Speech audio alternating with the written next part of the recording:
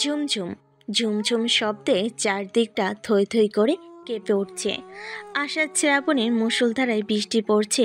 চারপাশের পরিবেশটা যেন আতঙ্কে এক ভয়ঙ্কর রূপ ধারণ করেছে। আকাশে বজ্রপাত আর বৃষ্টির ফোঁটার শব্দে পরিবেশটা যেন বারবার থই থই করে কেঁপে ওঠে। প্রচণ্ড দমকা হাওয়া এবং পরিবেশের প্রাকৃতিক দুর্যোগ যেন মানুষের আতঙ্কে আহাজারি শুরু হয়েছে। এই প্রচণ্ড বৃষ্টিতে রাস্তা কাঁপিয়ে সাঁই সাঁই শব্দে রাস্তা কাঁপিয়ে চলেছে পরপর বেশ কয়েকটা ব্ল্যাক কালার এবং রেড কালারের গাড়ি। আকাশের বজ্রপাত আর বৃষ্টির ফোঁটার সাথে গাড়ির শব্দে যেন পরিবেশটা এক ভয়ঙ্কর রূপে মুখরিত হয়ে উঠেছে। শান্ত পরিবেশটা যেন ভয়ঙ্কর এক রূপ ধারণ করে আতঙ্ক ছড়িয়ে দিয়েছে সমাজের বুকে। মাথা উঁচু করে পাহাড় পর্বত যেন কাঁপিয়ে তোলে বারবার বিকট আওয়াজে। গাড়িগুলো নিজের মতো করে বেধরম গতিতে চালিয়ে যাচ্ছে তাদের নিজ গন্তব্যের উদ্দেশ্যে। উদ্দেশ্যহীন গন্তব্য গাড়িগুলো চলছে, ছুটে যাচ্ছে এই অনাকাঙ্ক্ষিত ভয়ঙ্কর এক রূপ ধারণ করে। এই বৃষ্টির পানিতে পরিবেশটা ভীষণ ভয়ঙ্কর রূপ ধারণ করেছে, ভয়ঙ্কর হয়ে উঠেছে। চারপাশটা আতঙ্কে ছড়াছড়ি। সাধারণ মানুষ ঘর থেকে বের হতে পারে না। এত বৃষ্টির পরিমাণ যে কাছ থেকে কাউকে চেনা বড় দায়ী। বৃষ্টির ফোঁটাগুলো যতবার পড়ে ততবার যেন থই থই করে কেঁপে ওঠে এই সৌন্দর্যে ভরা মাটিটা। গাড়িগুলো বেধরম গতিতে চলে আসে একটা ল্যাম্পপোস্টের পাশে। চারিদিক দিয়ে গাড়িগুলো ঘেরাও করে ফেলল।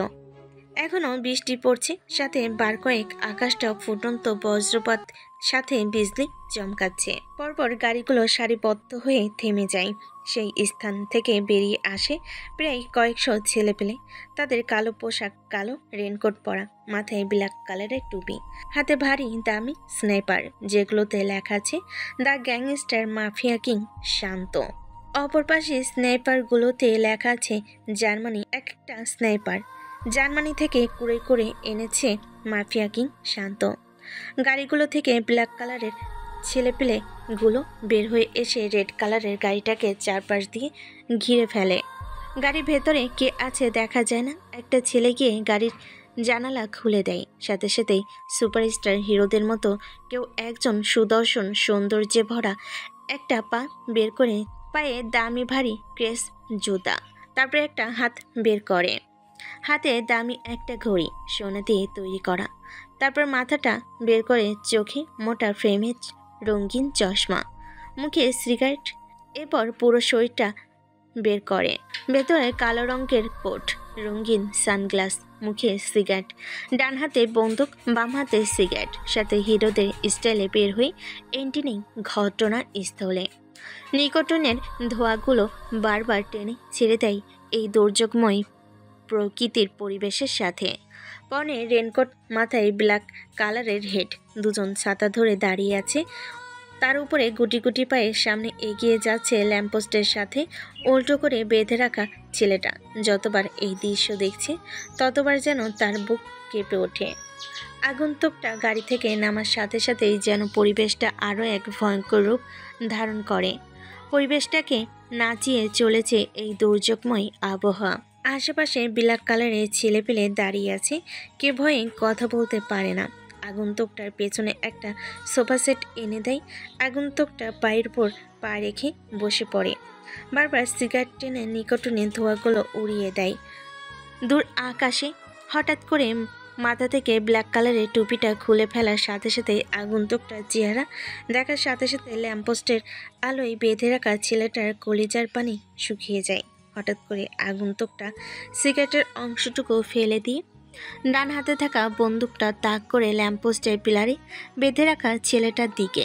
হঠাৎ করে গরম বুলেটের শব্দে তার বন্দুকের থাকা বারুদের গন্ধে পরিবেশটা যেন এক ভয়ঙ্কর রক্তক্ষয়ী আতঙ্কের আশঙ্কা দিয়ে বারবার কাঁপিয়ে তুলছে পরিবেশটাকে। হঠাৎ করে আগন্তুকটা উচ্চস্বরে হেসে বলে ওঠে, তোর সাহস হয় কি করে? আমি শান্ত, এই শহরের বুকে বেঁচে থাকতে তোরা আমার বিরুদ্ধে কথা বলিস? ছেলেটি ভয়ে কথা বলতে পারে না, কেননা সামনে দাঁড়িয়ে আগন্তুকটা গরম রক্তচক্ষু চোখজোড়া দেখে কলিজার পানি ভয় শুকিয়ে যায়। উলঙ্গ অবস্থায় ল্যাম্পপোস্টের পিলারে বেঁধে রেখেছে ছেলেটাকে। এখনও শরীর থেকে গরম তাজা লাল রক্ত গড়িয়ে পড়ছে। অনেক মারধর করা হয়েছে, ছেলেটা কথা বলতে পারে না। চোখ মুখ কান দিয়ে এখনও রক্ত বয়ে চলেছে। আগন্তুকটা আবারও ভয়ঙ্কর হাসি দিয়ে বলে ওঠে, তুই ভুলে যাচ্ছিস, জঙ্গলের রাজা সিংহ। সিংহ যেখানেই থাকুক না কেন, জঙ্গলের রাজা কিন্তু সিংহই হয়ে থাকে। ছেলেটা এখনও ভয়ে কয়েক ঢোক গিলে খাচ্ছে। ছেলেটা কথা বলতে গিয়েও যেন কথা বের করতে পারে না।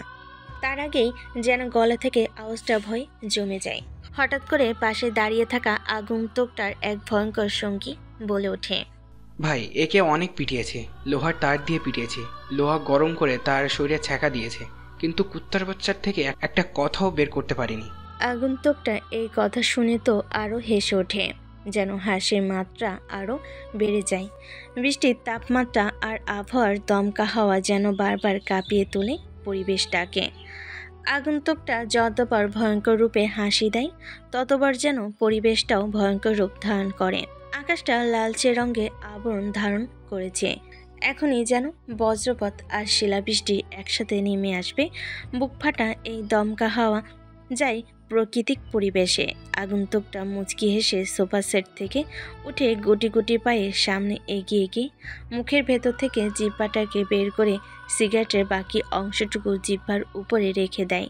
চেপে ধরে তত যেন ছেলেটা ছটফট করতে থাকে। চোখ থেকে গড় গড় করে রক্ত পড়ছে। সারা শরীরের রক্ত ফোঁটাই যেন রঙিন হয়ে উঠছে। ল্যাম্পপোস্টের আলোয় স্পষ্ট বোঝা যাচ্ছে এই গতিবেগ বৃষ্টির সাথে যেন রক্তের এক জনসমুদ্রের স্রোত বয়ে চলেছে কোনো এক কিনারায়। ছেলেটা ছটফট করতে থাকে। আগন্তুকটা সিগারেটের বাকি অংশটুকু ফেলে দিয়ে একটা ইশারা দেওয়ার সাথে সাথে পিছন থেকে একটা ছেলে কালো একটা বিটকেস এনে দেয়। বিটকেসের চেন খুলতে সেখান থেকে বেরিয়ে আসে ভয়ঙ্কর সব অগ্নিয় অস্ত্র, যে অস্ত্রগুলো দেখে সুস্থ মানুষও অসুস্থ হয়ে যাবে আর দুর্বল থাকলে হার্ট স্ট্রোক করে মারা যাবে। হ্যাঁ, এমনটাই অবস্থা। এই ভয়ঙ্কর আগন্তুকটা ভয়ঙ্কর ভয়ঙ্কর অস্ত্র রেখেছে, যা জর্ডান থেকে আমদানি করা, চায়না থেকে আমদানি করা, জার্মান থেকে আমদানি করা, রাশিয়া থেকে, অস্ট্রেলিয়া থেকে, এমনকি আমেরিকা থেকে আগন্তুকটা তার প্রয়োজনীয় জিনিসগুলো সংরক্ষণ করেছে। আগন্তুকটা একটা মুচকি হেসে বলে ওঠে, সময়ের বড্ড বেশি মূল্য। সময় থাকতে সময়ের মূল্য দিতে শেখো। ওকে উল্টো করে সোজা করে পিলারের সাথে বেঁধে ফেলো। খেলা হবে রক্তের খেলা। ওর ভয়াবহ মৃত্যু দেখে ওর বস জাহিদের কলিজা কেঁপে উঠবে। ভয়ঙ্কর মৃত্যু দেব এক এক করে সমস্ত শত্রুদেরকে। ভাই, এই বেটা সম্রাট কুত্তার বাচ্চাকে অনেক অত্যাচার করেছে। সে আমাদের গালি দিয়েছে, আপনাকে গালি দিয়েছে, গালি দিয়ে বলেছে ও মরে যাবে কিন্তু মুখ খুলবে না। জঙ্গলের সিংহকে দেখলে যে কোনো প্রাণীর প্যান্ট ভিজে যায়। সো নো টেনশন, সিংহ যখন আসে সমাধান এমনিতেই চলে আসবে। ভয়ঙ্কর আগন্তুকটার কথা শুনে মানিক নামের ছেলেটা উল্টো হয়ে উলঙ্গ অবস্থায় থাকা ছেলেটাকে ল্যাম্পপোস্টের পিলারের সাথে বেঁধে ফেলে। ছেলেটা আধমরা হয়ে গেছে, এক হাত বের হয়ে রাস্তার সাথে লেগে আছে। চোখ থেকে গড় গড় করে রক্ত বের হচ্ছে। কান দিয়েও যেন ধোঁয়া বের হয়, চুলগুলো উস্কো খুস্কো। বেশ ক্লান্ত আধমরা হয়ে ল্যাম্পপোস্টের পিলারের সাথে হেলান দিয়ে আছে। আগন্তুকটা কোনো কথা ছাড়াই একটা প্লাস বের করে।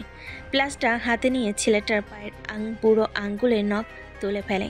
সাথে সাথে গরুর মতো চিৎকার করে ওঠে সেই ছেলেটা। তার ভয়ঙ্কর চিৎকারে যেন পরিবেশটা কেঁপে ওঠে, ভয়ঙ্কর রূপ ধারণ করে। আরও যেন বিদ্যুৎ চমকাতে থাকে, সাথে বজ্রপাত আর বৃষ্টির গতিবেগ বেড়ে যায় তার চিৎকার। মানুষ তো দূরের কথা, আশেপাশে জঙ্গল ও গাছের আড়ালে ডালপালে লুকিয়ে থাকা পশু পাখিগুলো শুনতে পায় না, এতটাই বজ্রপাত আর বৃষ্টির গতিবেগ যে। ছেলেটার কান্না শুনে বারবার হেসে ওঠে আগন্তুকটা।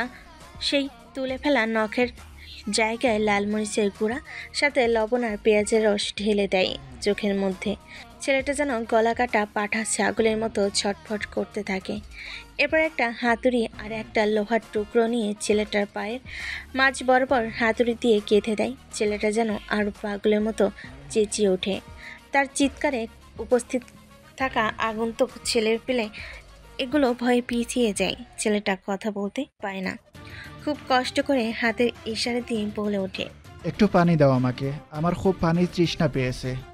শালা জানোয়ারের বাচ্চা, এখন মৃত্যুর দৌড়ে দাঁড়িয়ে আছিস আর এখন বলছিস তোর পানি পিপাসা লেগেছে? আর তোকে তোর স্বয়ং মৃত্যু সামনে দাঁড় করিয়ে রাখা হয়েছে। মানিক নামের ছেলেটার মুখে সম্রাট নামের ছেলেটা এরকম কথা শুনে কান্নায় ভেঙে পড়ে। মুখ দিয়ে কোনো আওয়াজ বের হয় না। আগন্তুকটা আবারও একটা সিগারেট চালায়। সিগারেটটা মনে সুখে টানতে থাকে। সিগারেটের নিকোটিনের ধোঁয়াগুলো বারবার উড়িয়ে দিচ্ছে এই বৃষ্টি ভেজা অন্ধকার রাতে। আগন্তুকটা সিগারেটের বাকি অংশটুকু এক নিঃশ্বাসে শেষ করে দিয়ে নিকোটিনের ধোঁয়াগুলো আকাশের দিকে তাকিয়ে মুচকি হেসে উড়িয়ে দিয়ে আবারও সম্রাট ছেলেটার দিকে মাথা ঝুঁকিয়ে বলে ওঠে, তোর বাপ শাহরিয়ারকে বলবি শহরে দ্য গ্রেট মাফিয়া কিং শান্ত এসেছে। অশান্ত শহরটাকে শান্ত করতে এই শান্তই যথেষ্ট এই শহরে। ভাই, এই চোটের বাচ্চাটাকে আমাদের দেশ থেকে অনেক মেয়ে পাচার করেছে, অনেক ভার্সিটিতে ড্রাগস, এমনকি বিভিন্ন খারাপ কাজের সাথে জড়িত আছে। তোর বাপ শাহরিয়ারকে বলে দিবি এখন থেকে শুধু এই শহরে রাজত্ব করবে শান্ত। শান্তর উপরে যে কথা বলবে তাকে শেষ করে দিবে, তাকে করে দিব অশান্ত। ভাই, সুলতান চাচার মেয়েকে শারিয়ারের ছেলে দুলাল রেপ করেছিল, এটা সবাই জানতো, পুলিশও জানতো, কিন্তু পুলিশ ভাই কোনো কিছু করেনি, ছেড়ে দিয়েছিল। এই কথা শুনে সম্রাট চমকে যায়। আগন্তুক, হ্যাঁ, তার নাম হচ্ছে শান্ত, যে সবসময় শান্ত থাকে, শান্তভাবে মাইন্ড গেম খেলে। বড় বড় মাস্তানদের সাথে তার মাস্টার মাইন্ড গেম খেলতে অনেক বেশি ভালো লাগে, তাই ঠান্ডা মাথায় সবার সাথে মাইন্ড গেম খেলে। তাই তো তার নাম হয়েছে দ্য গ্রেট মাফিয়া কিং শান্ত। এই বৃষ্টি ভেজা রাতে ছেলেটার হাতের পাঁচটা আঙ্গুল কেটে ফেলে আর বলে ওঠে, ও পানি খেতে চেয়েছিল, ওকে পানি নয় বরং ওকে ও শরীরের রক্ত খাওয়াও। কথাটা বলার সাথে সাথেই মানিক আরও বেশ কিছু ছেলেটার হাতের কিছু অংশ কেটে সেখান থেকে রক্ত বের করে তাকে আবার খাইয়ে দেয়। নিজের রক্ত পান করে সম্রাট নামের ছেলেটা শান্ত বলে ওঠে, শাহরিয়ারের ছেলে দুলালকে কোথায় পাবো? আর সে কতগুলো খারাপ কাজের সাথে জড়িত আছে। তোর আড্ডাগুলো কোথায় কোথায় সত্যি করে বলবি। যদি জীবনে বেঁচে থাকতে চাস তাহলে মিথ্যের আশ্রয় না নিয়ে সত্য বলে নিজের জীবনটা বাঁচিয়ে নে। শান্ত নামের অশান্ত ছেলেটার মুখে এরকম কথা শুনে সম্রাট নামের ছেলেটা কান্না করে ওঠে। ভাই, আমি তেমন কিছুই জানি না। সেদিন ভার্সিটিতে দুলাল ও তার কিছু ছেলে পেলে গিয়েছিল, আর সেখানে আপনার অফিসের সুলতান সাহেবের মেয়েকে পছন্দ হয় দুলালের। তাই দুলাল প্রপোজ করে সুলতান সাহেবের মেয়েকে, কিন্তু উনার মেয়ে অনেক গালিগালাজ করে, মাফিয়া, শয়তান, খুনি বলে, অনেক খারাপ ভাষায় গালি দেয়, সাথে তাপ্পড় মেরেছিল। তাই দুলাল নিজের রাগ সামলাতে না পেরে তাকে রাতের অন্ধকারে কিডন্যাপ করে নিয়ে গিয়ে, সেখানে উপস্থিত আমিও ছিলাম, আরও অনেকে ছিল। সবাই এক এক করে সেদিন অনেক মজা নিয়েছে মেয়েটার কাছ থেকে। এক পর্যায়ে মেয়েটা শারীরিক অত্যাচার সহ্য করতে না পেরে যৌনাঙ্গ থেকে রক্ত বের হয়ে সেখানে মারা যায়। পরে তার লাশটাকে তার বাড়ির সামনে ফেলে আসে। আমি শুধু এতটুকুই জানি। এই কথাগুলো শুনে আগন্তুকটা আবারও হেসে ওঠে, যার হাসিতে লেগে আছে অনেক ভয়ঙ্কর কিছু কথা। কোনো কথা ছাড়াই কালো ব্যাগ থেকে একটা ধারালো ব্লেড বের করে জিহ্বার মাঝ বরাবর রেখে কয়েকটা টান মারতে জিহ্বাটা কয়েক খণ্ড হয়ে যায়। এরপর জিহ্বার কাটা স্থানে মরিচের গুঁড়ো, লবণ আরও রাসায়নিক কিছু ঢেলে দেয়। তারপর মুখের দুই ঠোঁট সেলাই করে দেয়। এরপর একটা কবদা বের করে একটা পাথরের উপর তার দুই পা রেখে গরু যেভাবে জবাই করার পর পাগুলোকে পিস পিস করা হয়, সেভাবেই জীবন্ত অবস্থায় সম্রাটের শরীরের এক একটা অংশকে টুকরো টুকরো করতে থাকে। আর এই ভিডিও করে পাঠিয়ে দেয় শাহরিয়ারের ফোনে। নির্মমভাবে হত্যা করে সম্রাটের টুকরো টুকরো দেহটা কার্টুনে প্যাকেট করে আর বলে ওঠে আগন্তুক শান্ত। এর মৃত্যু দেওয়াটাকে পার্সেল করে পাঠিয়ে দিবে শাহরিয়ারের অফিসে, যাতে এর মৃত্যু দেখে তার কলিজা নাড়া দিয়ে ওঠে। পরের বার অপরাধ করার আগে যেন এই শান্তর কথা মনে পড়ে। ভাই, কাজ হয়ে যাবে। এখন কি করব? আর দুলালকে আপনি কোথায় খুঁজে পাবেন? এই শহরে একটা দুটা মানুষ নয়, বরং কোটি কোটি মানুষ। এত মানুষের মধ্যে থেকে দুলালকে কোথায় খুঁজে বের করবেন? শাহরিয়ারের ছেলে দুলাল কোথায়, কোন ভার্সিটিতে অ্যাডমিশন নিয়েছে খবর বের কর। কথাটা বলে আর কোনো কথা না বলে গাড়ির উদ্দেশ্যে রওনা দেয় আগন্তুকটা। তারপর গুটি গুটি পায়ে রেড কালারের গাড়ির ভিতর বসে পড়ে। গাড়িগুলো আবারও নিজ গন্তব্যে চলতে শুরু করে। ধীরে ধীরে বৃষ্টির সংখ্যা কমতে শুরু করেছে, কিন্তু এখনও ফুটন্ত আকাশে বজ্রপাতের সাথে বিকট আওয়াজে বিজলি চমকাচ্ছে। ভয়ঙ্কর পরিবেশটা অন্ধকারে ছেয়ে গেছে। গাড়িগুলো চলে আসে একটা রাজপ্রাসাদের মতো বিশাল এক বাড়িতে। পরপর বেশ কয়েকটা গাড়ি একসাথে বাড়ির ভেতরে প্রবেশ করে। গাড়িগুলো বাড়ির ভেতর প্রবেশ করার সাথে সাথে ভেতর থেকে কয়েকটা দারোয়ান এসে গাড়ির জানালা খুলে দেয়। তারপর গাড়ির ভেতর থেকে বের হয়ে আসে সুদর্শন এক সুন্দর বিদেশিদের মতো উজ্জ্বল ফর্সা শ্যামলা বর্ণের গায়ের রং, দুধে আলতা ধবধবে ফর্সা চেহারা নিয়ে বাড়ির ভেতর প্রবেশ করে। উচ্চতায় 6 ফুট 5 ইঞ্চি, 6 প্যাক বডি, সুঠাম দেহ, বেশ স্বাস্থ্যবান। বাড়ির কলিং বেল বাজাতে বাড়ির ভেতরের থেকে কেউ একজন দরজা খুলে দেয়। গুটি গুটি পায়ে বাড়ির ভেতর প্রবেশ করে ছেলেটি বাড়ির ভেতর প্রবেশ করতে পেছন থেকে মায়েশা বেগম বলে ওঠে, কিরে বাবা, তোর কি এখন আসার সময় হলো? এখন রাত বাজে কয়টা? আর তুই এত রাতে বাইরে কি করছিলি? আকাশের যে অবস্থা, তোর জন্য বুঝি আমাদের চিন্তা হয় না? তোর টেনশনে তোর বাবা এখনো ঘুমাতে যায়নি। ওহো মা, আমি কি এখনো ছোট আছি যে তোমরা আমার জন্য এখনো রাত জেগে পড়ে থাকো? চুপ কর শয়তান ছেলে, চুপ কর। তোর টেনশনে এখনো আমরা কেউ খাওয়া দাওয়া করিনি, সবাই রাত জেগে আছি। সাথে তোর বোনটাও এখনো খায়নি। আচ্ছা ঠিক আছে, তুমি সবাইকে ডাক দাও, আমি ফ্রেশ হয়ে আসি, তারপর একসাথে সবাই খাবো। অফিসের কাজে ব্যস্ত হয়ে গেলাম। কথাটা বলে শান্ত চলে যায়। আচ্ছা চলুন, কে শান্ত? তাহলে পরিচয় পর্ব করে ফেলি। শান্ত হচ্ছে বাংলাদেশের ফ্রেশ কোম্পানির একমাত্র অধিকারী শান্ত, যার বাবা বাংলাদেশের শীর্ষ একজন টপ বিজনেসম্যান। তার বাবার নাম রফিক চৌধুরী। শুধু টাকা নয়, হাজার হাজার কোটি টাকা তাদের এক ধরনের ব্যাংক ব্যালেন্স পড়ে আছে। শুধু টাকা নয়, হাজার হাজার কোটি টাকা তাদের এক একজনের ব্যাংক ব্যালেন্সে পড়ে আছে। তার বাবা মায়ের 2 মাত্র সন্তান, এক ভাই এক বোন। বোনটাও বেশ মিষ্টি। বোনটা এবার অনার্স 2য় বর্ষে পড়ে। শান্ত অনেক আগে লেখাপড়া শেষ করেছে। শান্তর আরেকটা পরিচয় আছে, সেটার হলো আন্ডারওয়ার্ল্ডের এবং সাইবার ওয়ার্ল্ডের মাফিয়া কিং। সে মাফিয়া তার পরিবার বা এই সমাজের কেউ জানে না, শুধু জানে অন্ধকার জগতের মাফিয়া জগতের সেসব সন্ত্রাসীগুলো যাকে এক নামে চেনে, শান্ত দা গ্রেট মাস্তান। শান্তকে এক একজন বাবা বলে সম্বোধন করে। শান্ত যখন খেপে যায় তখন পুরো পরিবেশটা অশান্ত করে তোলে। তাই তো শান্ত নামটা শোনার সাথে সাথে অপরাধীরা আন্ডারগ্রাউন্ডে চলে যায়। সে কথা বলে কম, মারে বেশি, বন্দুক বের করে গুলি চালায় বেশি। যার কথা থেকে বুলেট বেশি চলে, যার বুলেটের চেয়ে বালুদের গন্ধ বেশি। সিংহ যেমন একবার জঙ্গলে খেপে গেলে পুরো জঙ্গলটাকে নাছাকার করে দেয়, তেমনি ঘুমন্ত এই শান্তকে কেউ জাগিয়ে তোলে সমাজের বুকে শৈশব অপরাধীকে 16 হাত মাটির নিচে দাফন না করা পর্যন্ত শান্ত হতে পারে না। খাপের টেবিলে বসে আছে মায়েশা বেগম, সাথে রফিক চৌধুরী আর শান্তর বোন লিসা। এমন সময় লিসা বলে ওঠে, ভাইয়া, কালকে তুই আমাকে ভার্সিটিতে নিয়ে যাবি? আমার একটা ইম্পর্টেন্ট ক্লাস আছে। আচ্ছা ঠিক আছে, নিয়ে যাব। এখন খাওয়া দাওয়া করে দ্রুত ঘুমাতে যা। এতক্ষণ তো আমরা ঘুমাতেই যেতাম, তোর জন্য শুধু আমাদের ঘুম নষ্ট হলো। রফিক সাহেব চুপচাপ খাওয়া দাওয়া করছেন, কেননা তিনি খাওয়ার সময় কথা কম বলে। এটা ওনার স্বভাব। শান্ত আরও কিছু বলতে যাবে, এমন সময় তার টেবিলের উপর থাকা ফোনটা বেজে ওঠে। ফোনের স্ক্রিনে তাকিয়ে দেখতে পাই মানিক মিয়া নামটা ভেসে উঠেছে। ফোনটা রিসিভ করতে, ভাই, আমি খবর নিয়েছি। শাহরিয়ারের ছেলে দুলাল ঢাকা মাল্টিন্যাশনাল জাহাঙ্গীর বিশ্ববিদ্যালয়ে লেখাপড়া করছে এবং সেখানে বিভিন্ন অপরাধ করছে। হিরোইনের ব্যবসা এবং এমনকি ভার্সিটির মেয়েদেরকে প্রতিনিয়ত ভোগ করছে। মানিক আরও কিছু বলতে যাবে তার আগে শান্ত থামিয়ে দিয়ে বলে ওঠে, তুই আমার সেখানে অ্যাডমিশনের ব্যবস্থা কর। কালকেই সেখানে নতুন এক আগন্তুকের আগমন ঘটবে। শান্ত এই কথা বলাতে সবাই তার দিকে হাঁ করে তাকিয়ে আছে। শান্ত বুঝতে পেরে কলটা কেটে দেয়। মাইশা বেগম বলে ওঠে, কিরে শান্ত, কিসের আগন্তুক আর কিসের আগমন? সাথে তুই কথায় অ্যাডমিশন নিবি, কী সব বলছিস?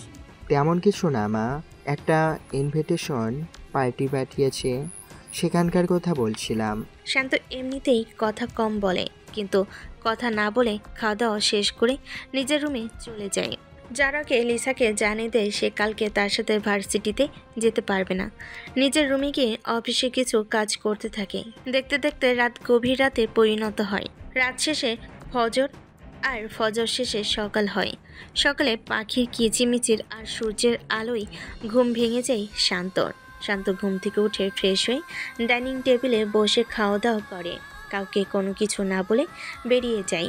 অন্যদিকে রাস্তার মাঝে দূর দূরান্ত থেকে দূর প্রান্তের মানুষগুলো তাকিয়ে আছে রাস্তার সেই অজানা ছেলেটির দিকে। ছেলেটা হেলতে দুলতে সামনে এগিয়ে চলেছে। ছেলেটার পরনে ব্রিটিশ আমলের পুরনো ছেঁড়া কাপড়, ময়লাযুক্ত টি শার্ট। সাদা রঙের টি শার্টটাতে এখনও ধুলোবালি লেগে আছে। পরনে থাকা প্যান্টটাও যেন কেমন এক ঢিলে ঢালা পাগলদের মতো দেখতে। কাঁধে ব্যাগ, চোখে মোটা ফ্রেমের পাওয়ার দেওয়া চশমা, পায়ে ব্রিটিশ আমলের পুরনো খরম জুতো, মাথায় চপচপ করে সরিষার তেল দিয়ে চুলগুলো আঁচড়ে নেওয়া ছেলেটা হেলতে দুলতে পাউরুটি এবং কলা নিয়ে এগিয়ে চলেছে জাহাঙ্গীর বিশ্ববিদ্যালয়ের দিকে। রাস্তার দুই পাশে দাঁড়িয়ে থাকা মানুষগুলো ছেলেটার দিকে অপলক দৃষ্টিতে তাকিয়ে আছে, যেন চোখের পলক সরাতে পারছে না। ছেলেটা দেখতে কেমন ইটপাটকেল, এই দূষিত শহরটাকে যেন ছেলেটার সাথে কোনোভাবেই মিলছে না। এই শহরের মানুষগুলোর হাঁ করে এক দৃষ্টিতে তাকিয়ে আছে সবাই ছেলেটার দিকে।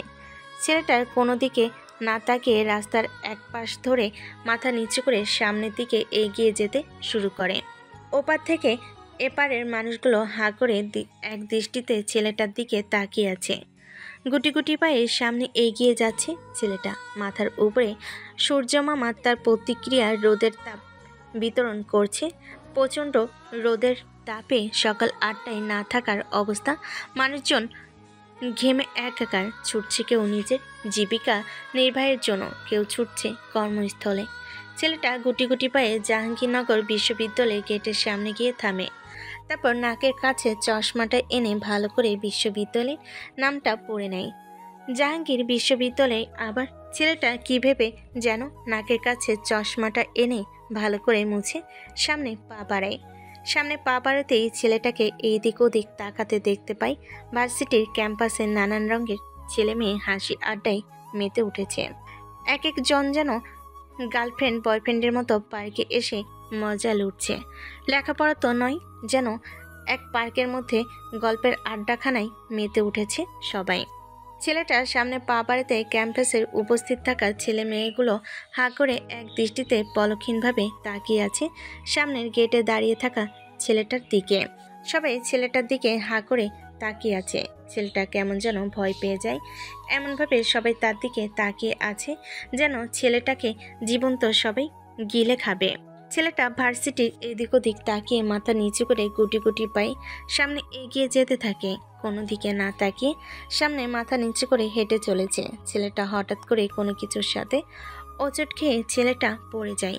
পড়ে যাওয়ার সাথে সাথে নাকের সাথে মাটিতে ঘষা লাগে। সাথে সাথে নাকটা আর কপালটা কেটে যায়। চশমাটা কোনো একদিকে ছিটকে পড়ে। ছেলেটা চশমা ছাড়া চোখে কম দেখে। চশমাটা খুঁজতে থাকে। হঠাৎ করে কেউ একজন তার চোখে পরিয়ে দেয় সেই চশমাটা। গায়ের রং পাতলা, সেই সাদা রঙের পাতলা ফ্রেমে চশমাটা। ছেলেটা চশমাটা ভালো করে পরে নেয়। তারপর খুব কষ্ট করে উঠে দাঁড়ায়। তারপর পরনে থাকা টি শার্ট আর প্যান্টটা থেকে ধুলোবালিগুলো ঝেড়ে ফেলে। ছেলেটা যখনই ভালো করে সামনে তাকাতে যাবে তখনই পরপর কয়েকটা থাপ্পড়ে পুরো জায়গাটা থরথর করে কেঁপে ওঠে। থাপ্পড়ের শব্দে ছেলেটার কান থেকে যেন এখনও ধোঁয়া বের হচ্ছে, ভো ভো শব্দে।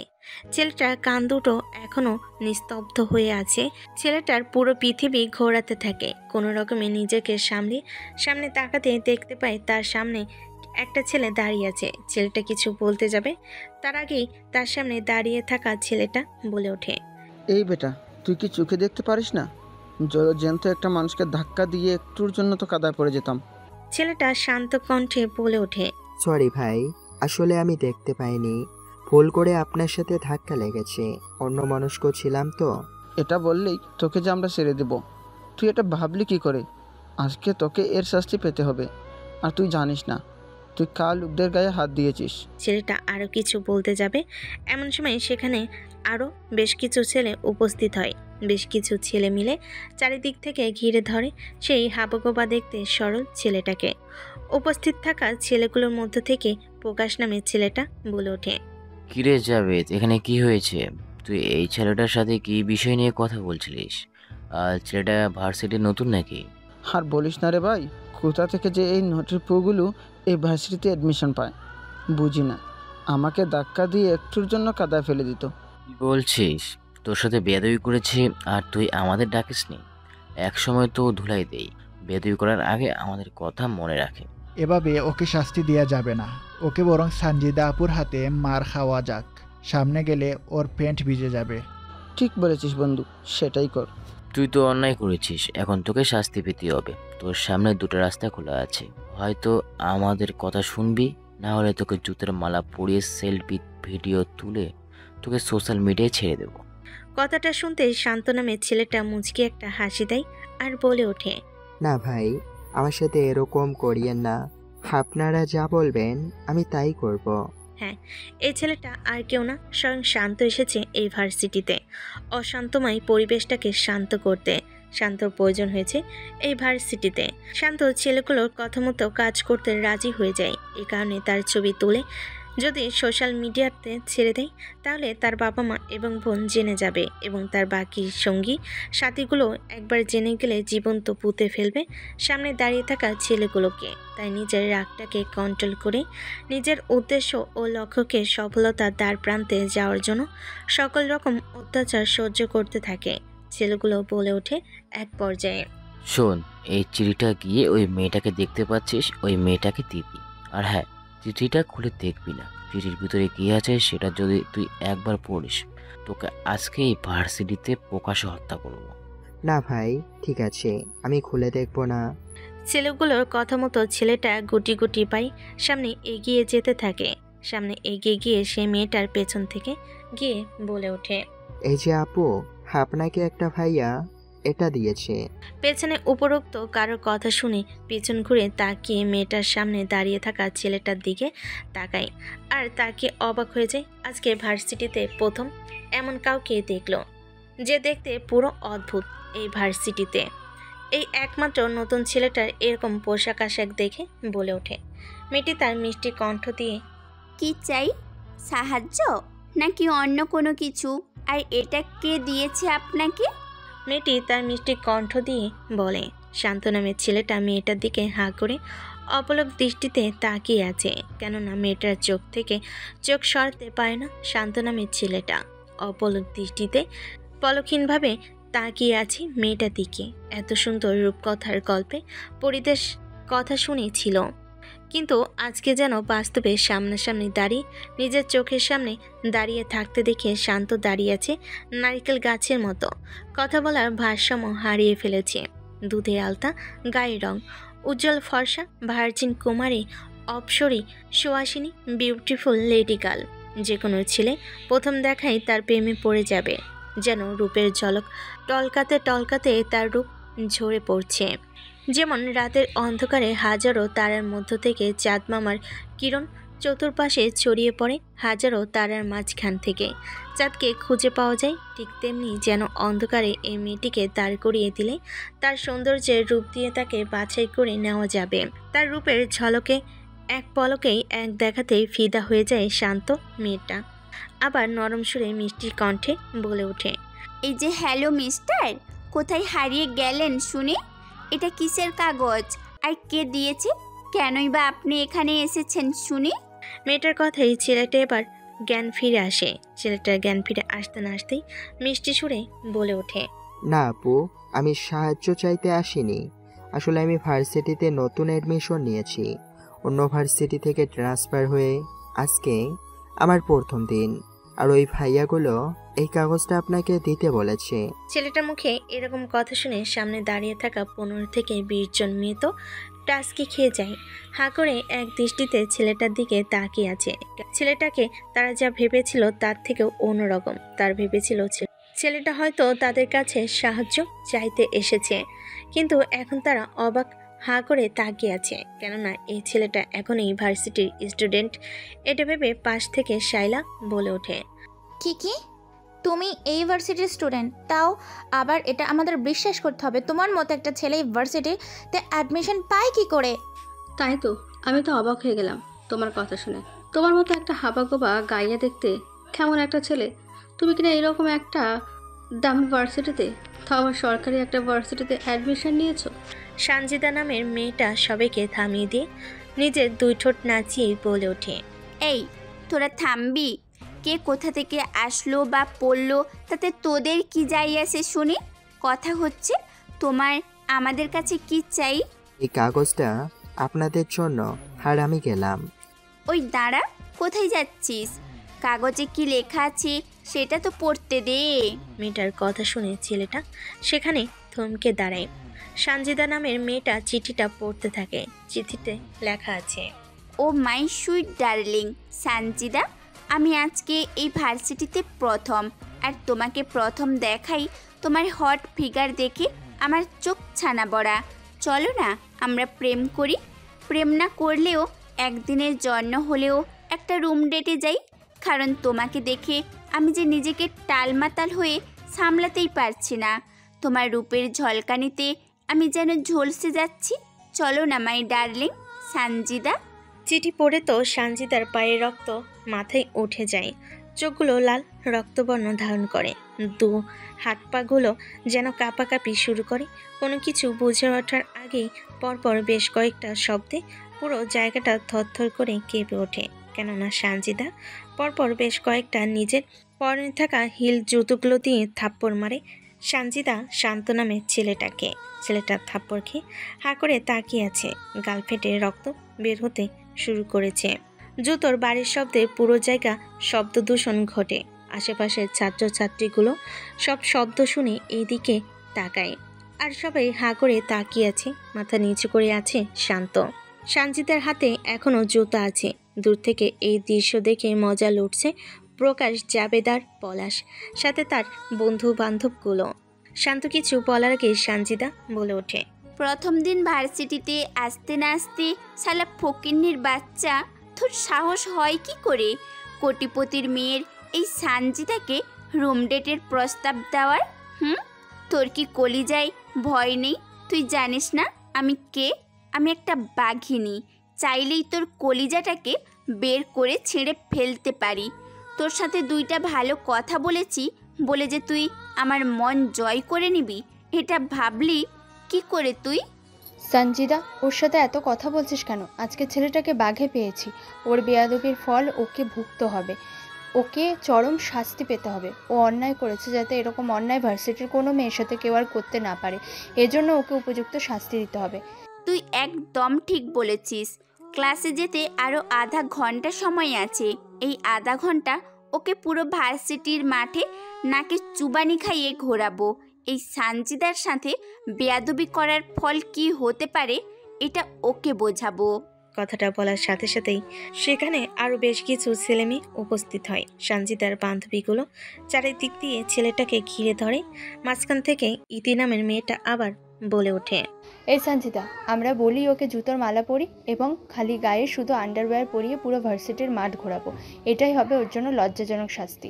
ওকে ঠিক আছে, তোরা তাহলে জুতোর মালা পরা শালাকে আজকে উপযুক্ত শিক্ষা দেব। আর আমার বডিগার্ডগুলো কোথায়? ওদেরকে ডাক। আজকে এছাড়াকে উত্তম মাধ্যম পেটানো দিব এখানে। কথাটা বলার সাথে সাথে সানজিদার বডিগার্ডগুলো সেখানে উপস্থিত হয়। প্রায় 6-7টা বডিগার্ড। বডিগার্ড তো নয়, যেন এক একটা হাতি। হাতিদের মতো শরীর, যেন দানব বিশ্বের অদ্ভুত সব প্রাণী। কি ভয়ঙ্কর চেহারা, উচ্চতাই 7 ফুট 6 ইঞ্চির মতো, বেশ মোটা তাজা, অনেক স্বাস্থ্যবান। বডিগার্ডগুলো এখানে এসে উপস্থিত হয়। বডিগার্ডগুলোকে দেখে সঞ্জিতা বলে ওঠে, এই ছেলেটা আমার সাথে বেয়াদবি করেছে। আর তোরা কোথায় ছিলিস? বাবাকে বলে তোদের ট্রান্সফার আমি অস্ট্রেলিয়াতে করে দেব, দেখিস। সঞ্জিতা নামের মেয়েটার মুখে এরকম রাগী কণ্ঠ শুনে তার বডিগার্ডগুলো বেশ ঘাবড়ে যায়। আমতা আমতা করে বলে ওঠে তার বডিগার্ড নয়ন, ম্যাডাম কি হয়েছে বলুন, আমরা সাইডে ছিলাম আপনার কথা মতো। আপনি তো বললেন যেন আমরা ভার্সিটির মাঠে এক সাইডে থাকি। শোন, এই ছেলেটা আমাকে বিরক্ত করেছে, একে উচিত শিক্ষা দিবে। সঞ্জিতা এই কথা বলার সাথে সাথেই নয়নসহ আরও বেশ কয়েকটা বডিগার্ড ছেলেটাকে পেটাতে থাকে। কেউ হকি স্টিক দিয়ে পেটাতে থাকে, কেউ লাঠি দিয়ে। ছেলেটাকে মারতে মারতে প্রায় হাত ব্যথা করে ফেলেছে, কিন্তু ছেলেটা এখনও মাটিতে লুটিয়ে পড়ে না। এটা দেখে সবাই অবাক হয়েছে। ছেলেটার উপর দিয়ে ভেঙে গেছে লাঠিগুলো, ভেঙে টুকরো টুকরো হয়ে গেছে, কিন্তু ছেলেটার এখনও কোনো কিচ্ছু হয়নি। পরনে থাকা টি শার্টটা ছিঁড়ে ফেলেছে। ছেলেটার বডি ফিটনেস দেখে তো সবার মাথা ঘুরে গেছে। ছেলেটার 6 প্যাক উজ্জ্বল ফর্সা বডি দেখে সবাই হা করে অপলক চোখে তাকিয়ে আছে। কেউ যেন নিজেদের চোখের পাতা ফেলতে পারছে না, এক দৃষ্টিহীনভাবে তাকিয়ে আছে। তখন সঞ্জিতা থামিয়ে দিয়ে বলে ওঠে, থাক, অনেক হয়েছে। এখন জুতোর মালাগুলো পরিয়ে দিয়ে ওকে পুরো ভার্সিটির মাঠ ঘুরিয়ে আনো। সঞ্জিতার কথা মতো ছেলেটাকে জুতোর মালা পরিয়ে পুরো ভার্সিটির মাঠ ঘুরিয়ে আনে। দূর থেকে সবাই এই দৃশ্য দেখছে আর হাসছে। ছেলেটা ভালো করে হাঁটতে পারে না, ছেলেটার হাঁটতে ভীষণ কষ্ট হচ্ছে। ভার্সিটি ক্যাম্পাসে পুরো মাঠ ঘুরিয়ে সঞ্জিতার সামনে নিয়ে আসে শান্ত নামে ছেলেটাকে। এরপর সঞ্জিতা আবার বলে ওঠে, নেক্সট টাইম আমার সাথে বেয়াদবি করার সাহস দেখাবি না, নয়তো তোর অস্তিত্ব ধুলোর সাথে মিশিয়ে দেব।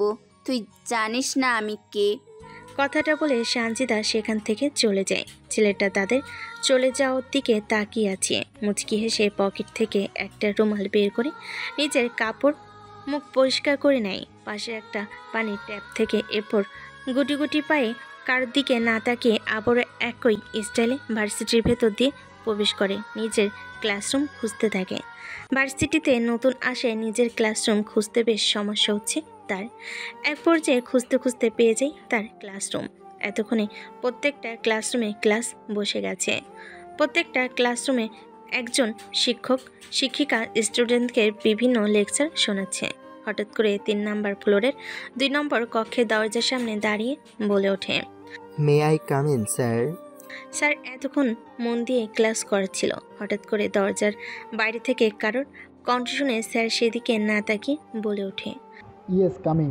শান্ত নামে ছেলেটা গুটি গুটি পায়ে ক্লাসের ভেতর প্রবেশ করে। সবেমাত্র ভিতরে প্রবেশ করেছে। প্রবেশ করতে দেখতে পাই পুরো ক্লাস ছাত্রছাত্রী দিয়ে পরিপূর্ণ। শেষের একটা বেঞ্চ ফাঁকা আছে। অপর পাশে তাকাতেই দেখতে পাই শান্ত কলেজের বাইরে যে সুন্দর রমণী ভার্জিন কুমারী গুণবতী সে সঞ্জিতা তার ক্লাসমেট। কোনো কথা না বলে পিছনের একটা বেঞ্চে গিয়ে বসে পড়ে। এক পর্যায়ে শান্ত খেয়াল করে সঞ্জিতা ও তার বান্ধবীগুলো তাকে দেখে একটা মুচকি হাসি দেয়। হাসির মানে বুঝতে পারে না। অন্যদিকে সঞ্জিতা বলে ওঠে, এই ইতি শোন, একটা মজা করি। একটা কাগজ স্যারকে ছুঁড়ে মার। যদি স্যার কারো নাম জিজ্ঞেস করে তুই আবাল মার্কা শান্তর কথা বলবি। ওকে ঠিক আছে, তাহলে একটা কাগজ দে, আমি ছুঁড়ে মারি। ওকে। তারপর সঞ্জিতা একটা কাগজ ছিঁড়ে দেয়। ইতি সেই কাগজটা ভালো করে বলের আকৃতিতে বল বানিয়ে ছুঁড়ে মারে। ছুঁড়ে মারার জন্য প্রস্তুতি নেয়। অন্যদিকে মাথা নিচু করে আনমনে কি যেন ভাবছিল শান্ত। হঠাৎ করে সবার চোখের অগোচরে স্যারের পাশেই কেউ একজন কাগজের টুকরা ছুঁড়ে মারে। সাথে সাথেই স্যার পিছনে ঘুরে তাকায়। সবাই হকচকিয়ে ওঠে। হঠাৎ করে এমন হওয়াতে শান্ত সেও চমকে যায়। সবাই স্যারের দিকে তাকিয়ে আছে। স্যার হঠাৎ করে চিৎকার দিয়ে বলে ওঠে, এটা ক্লাসরুম নাকি এটা কোনো সার্কাস, নাকি যাত্রাপালা, নাকি মাছের হাট বা গরুর বাজার? কি হচ্ছে এখানে? এই কাগজটা কে ছুঁড়ে মেরেছে? সবাই মাথা নিচু করে আছে। কেউ কোনো কথা বলছে না, কেননা কেউ তো দেখেনি যে কাগজটা কে মেরেছে। সবাই চুপচাপ হয়ে আছে। স্যার বারবার করে জিজ্ঞাসা করছে। হঠাৎ করে মেয়েগুলোর মাঝখান থেকে সঞ্জিতা বলে ওঠে, স্যার, আমি কাগজটা ছুঁড়ে মারতে দেখেছি। সে আমাদের এখানে উপস্থিত আছে আর এই ভার্সিটিতে নতুন এসেছে, আপনার সাথে বেয়াদবি করেছে। ছেলেটা খুব অসভ্য, এর জন্য ওকে শাস্তি পেতে হবে। এই কথা শুনে স্যার টেবিলের ওপর থেকে লাঠিটা হাতে নেয় আর কড়া কণ্ঠে বলে ওঠে, কার এত বড় সাহস যে আমার সাথে আমার ক্লাসে নতুন এসে বেয়াদবি করে? জি স্যার, পেছনে থাকা সেই শান্ত নামের ছেলেটা আপনাকে কাগজটা ছুঁড়ে মেরেছে। সবাই পেছনে তাকায়, এমনকি স্যার নিজেও পেছনে তাকায়। কাউকে দেখতে পায় না, কেননা পুরো ক্লাসরুম ছাত্রছাত্রীদের পরিপূর্ণ। স্যার এবার বলে ওঠেন, এই ছেলে দাঁড়াও বলছি, কার নাম এখানে শান্ত? তোমার এত বড় সাহস হয় কি করে তুমি আমার সাথে অসভ্যতম করো? দাঁড়াও বলছি, আমি গেলে তোমার খবর আছে। স্যারের মুখে এরকম কথা শুনে তো ছেলেটা ভীষণ থতমত খেয়ে যায়, কেননা সে তো কিছুই করেনি, অথচ তার নামে বানিয়ে কিছু মিথ্যা কথা বলল। সানজিদা তার দলবল। ছেলেটা আর কিছু না ভেবে আমতা আমতা করে উঠে দেয়। ছেলেটা দাঁড়াতেই তো সামনে দাঁড়িয়ে থাকা স্টুডেন্ট সামনে আলামিন স্যার কেঁপে ওঠে, হাতে থাকা লাঠিটা পড়ে যায়। যেমন সামনে দাঁড়িয়ে থাকা হিংস্র প্রাণীকে দেখলে মানুষ যেমন ভয় পায়, ঠিক তেমনি ভয় পেয়ে কেঁপে ওঠে সামনে দাঁড়িয়ে থাকা আলামিন স্যার। হাতে থাকা লাঠিটা পড়ে যায়। মুহূর্তের মধ্যেই ঘামতে শুরু করেছেন। চোখে চোখ রেখে তাকিয়ে আছে দুজন ব্যক্তি। স্টুডেন্টগুলো সবটাই দেখছে, কেউ কোনো কথা বলে না। পিনপিন নীরবতার মধ্যে দিয়ে সময়টা কেটে যাচ্ছে, কেউ কোনো কথা বলে না।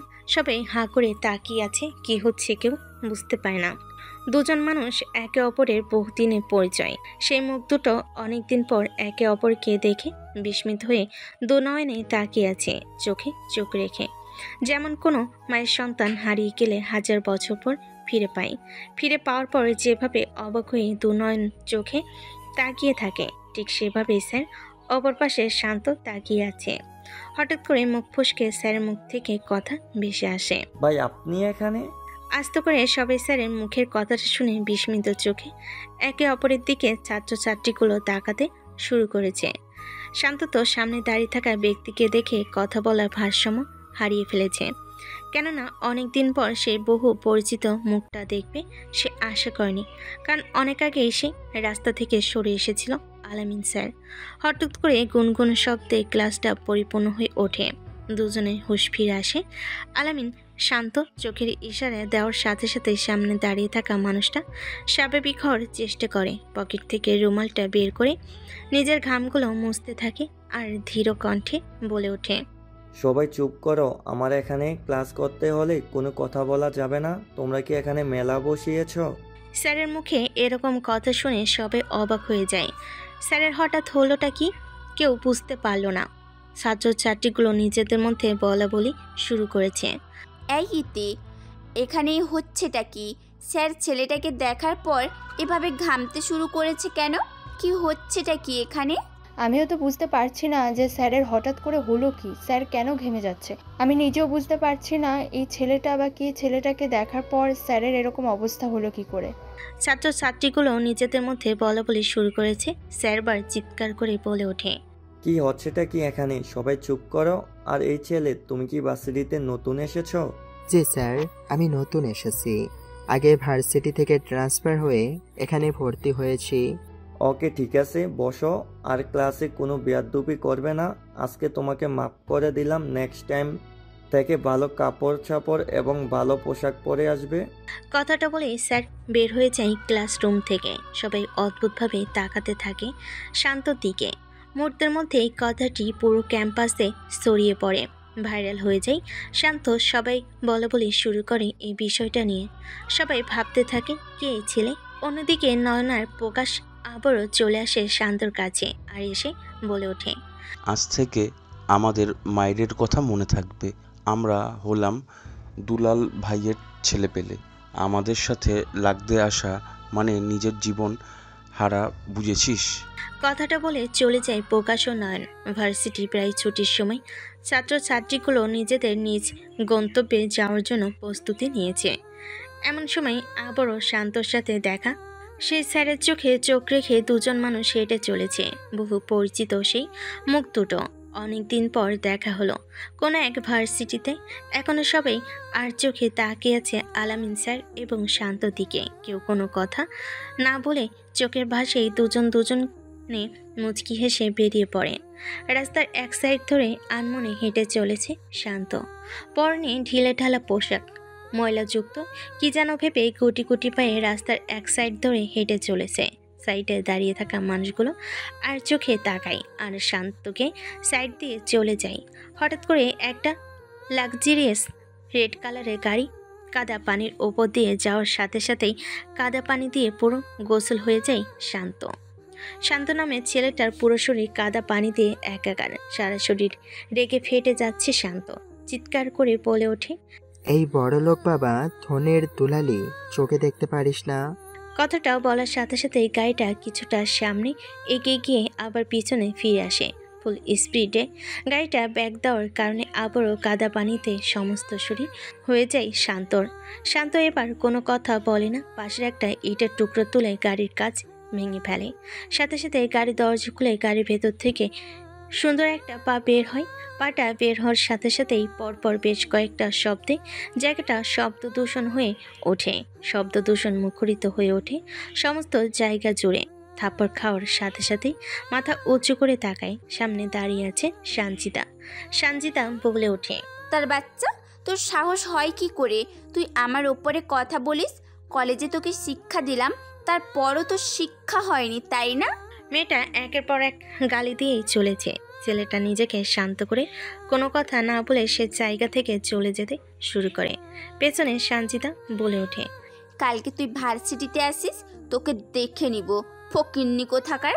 কথাটা বলেই চলে যায় সঞ্জিতা। শান্তকে কোনো কথা না বলে চলে আসতে শুরু করে। বেশ খানিকটা দূরে মানুষের অগোচরে খোলামেলা নির্জন পরিত্যক্ত রাস্তার মাঝে লাক্সারিয়াস একটা গাড়িতে চড়ে নিজ গন্তব্যে রওনা দেয়। যেতে যেতে পকেটে থাকা ফোনটা বেজে ওঠে। ফোনের স্ক্রিনে তাকিয়ে শান্ত দেখতে পায় সাব্বির ফোন করেছে। ফোনটা রিসিভ করতেই ওপাশ থেকে সাব্বির বলে ওঠে, ভাই, আজকে রাতে শাহরিয়ারের ছেলে দুলাল অস্ত্র পাচার করবে, সাথে কিছু মেয়ে পাচার করবে, খবর পেয়েছি। যারা দেশের ভেতরে ঢুকবে তারা যেন দেশ থেকে বের না হতে পারে সে ব্যবস্থা কর। মনে রাখবি, সেখানে এতটাই রক্তের স্রোত বইবে যে খবরের প্রতিদিনের পত্রিকায় এই প্রথম লেখাটি ভেসে উঠবে। ওকে ভাই, কাজ হয়ে যাবে।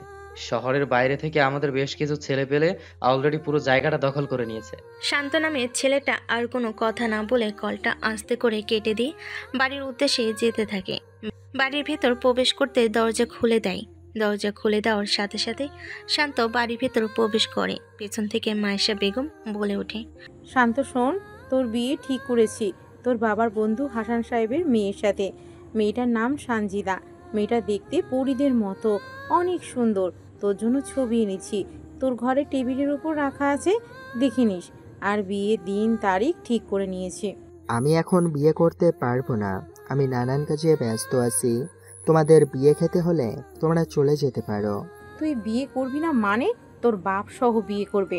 বুড়ো হবি তারপরে বিয়ে করবি নাকি তুই? ঠিক আছে, তাহলে বুড়ো বয়সে বাবার সাথেই বিয়ে পড়িয়ে দাও ওই মেয়ের। তবে রে। কথাটা বলে শান্ত চলে যায় দৌড়ে নিজের রুমে। তারপর ফ্রেশ হয়, খাওয়া দাওয়া করার জন্য নিচে আসে। সন্ধ্যা হয়। সন্ধ্যায় কাউকে কোনো কিছু না বলে বাসা থেকে বের হয়ে যায়। শান্ত ধীরে ধীরে রাত হতে শুরু করে। আকাশটা ধীরে ধীরে ঘন কালো মেঘে ছেয়ে যেতে শুরু করেছে। আকাশের উজ্জ্বল তারাগুলো ঘন কালো মেঘের আড়ালে নিজেকে লুকিয়ে ফেলতে শুরু করেছে। বলতে বলতে ঝিরিঝিরি বৃষ্টিতে মুখরিত হয়ে উঠতে শুরু করেছে পরিবেশটা। থই থই আকারে বজ্রপাত দমকা হওয়া পরিবেশটাকে শীতল করে তোলে। পরিবেশটা যেন ভয়ঙ্কর কোনো কিছুর জানান দিচ্ছে। অন্ধকার হতে শুরু করেছে। সন্ধ্যায় মানুষজন নিজ গন্তব্যে ছোটাছুটি করছে। অন্ধকারে ঢেকে গেছে পুরো গোটা রাজ্যটা। বেধরম গতিতে একের পর এক বেশ কয়েকটা গাড়ি নিজেদের গতিবেগ নিয়ন্ত্রণ হারিয়ে রাস্তা কাঁপিয়ে শব্দ দূষণ করে সামনে এগিয়ে চলেছে। গাড়িগুলো মাত্র কয়েক মিনিটের ব্যবধানে পরিত্যক্ত একটা বাড়ির গেট ভেঙে ভেতরে প্রবেশ করে। গেট ভাঙ্গার শব্দে বাড়ির ভেতরে থাকা বেশ কিছু ছেলেপেলে বাইরে বের হয়ে আসে। বাইরে আসতেই দেখতে পাই পরপর 15 থেকে 20টা কালো রঙের গাড়ি সারিবদ্ধ হয়ে দাঁড়িয়ে আছে। এটা দেখে দৌড়ে গিয়ে একটা ছেলে ভেতরে বলে ওঠে, ভাই বাহিরে কিছু মানুষ এসেছে। এ কে এসেছে? তোরা গিয়ে দেখ, অন্য কেউ হলে উড়িয়ে দিবি। উপর থেকে দুলাল ভাইয়ের নির্দেশ আছে। কথাটা বলার সাথে সাথেই কামরুল চলে যায়। নারু মালগুলো প্যাকেট করতে থাকে। হঠাৎ করে বাড়ি থেকে দুম করে একটা শব্দ হয়। শব্দে যেন পুরো বিল্ডিং ধসে পড়ে। হুড়মুড় করে বাড়ির ভেতর থেকে সবাই বের হয়ে এসে দেখতে পায় কামরুল নামে ছেলেটা মাটিতে গড়াগড়ি খাচ্ছে। সারা শরীর রক্তে রঞ্জিত হয়ে গেছে। শরীর দুহাত মাটিতে লাফালাফি করছে। শরীরে দুহাত কেটে ফেলে রেখেছে অজানা এক মানুষ। মানুষটা সামনে গাড়ির উপর বসে আছে, মুখে সিগারেট, হাতে রক্তমাখা একটা চাইনিজ তরবারি, হাতে ব্যাসলেট, মাথায় হুডি পরা, কালো কোটে এবং কাপড়ে নিজেকে আবৃত করে নেওয়া, যাকে চেনা যায় না। এ দৃশ্য দেখেই মাথা নষ্ট। মামা অপর পাশ থেকে চিৎকার করে নারু বলে ওঠে, কুত্তার বাচ্চা, তোর সাহস হয় কি করে? তুই আমাদের ডেরায় ঢুকে আমাদের ছেলেপেলেদের উপরে হামলা করিস? তোর কলিজাটা বের করে রাস্তার কুকুরকে খাওয়াবো।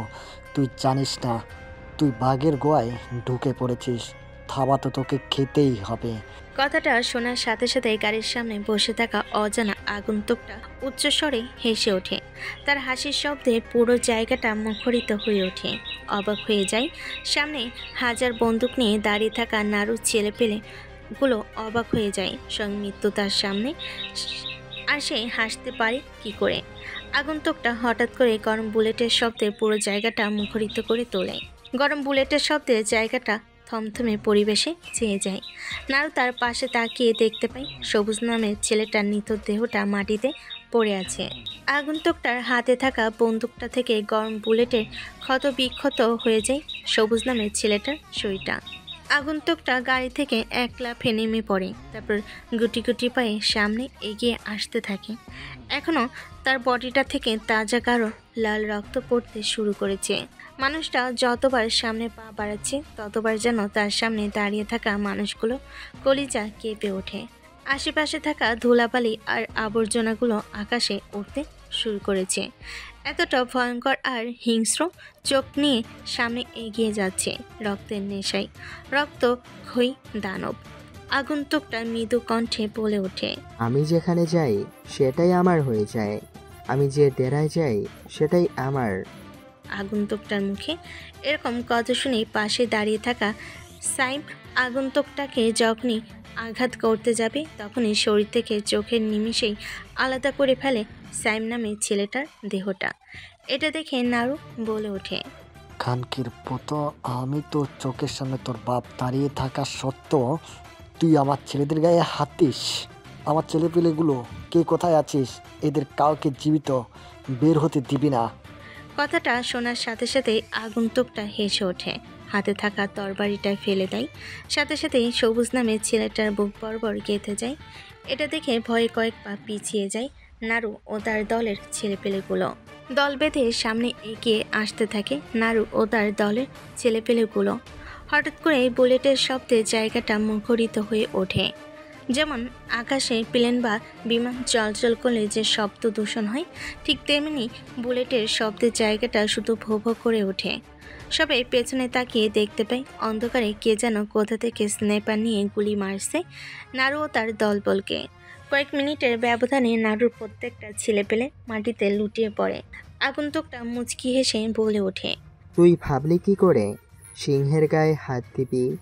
আরে বন্দুক থেকে বুলেট বের না, শোন, বন্দুক থেকে বুলেট বের হওয়ার আগেই সিংহের হুঙ্কার যেন সেই বন্দুকের বুলেট সেই বন্দুকের ভেতরে গিয়ে আব্বা আব্বা বলে চিৎকার করে, আর তুই তাকেই মরার ভয় দেখাচ্ছিস।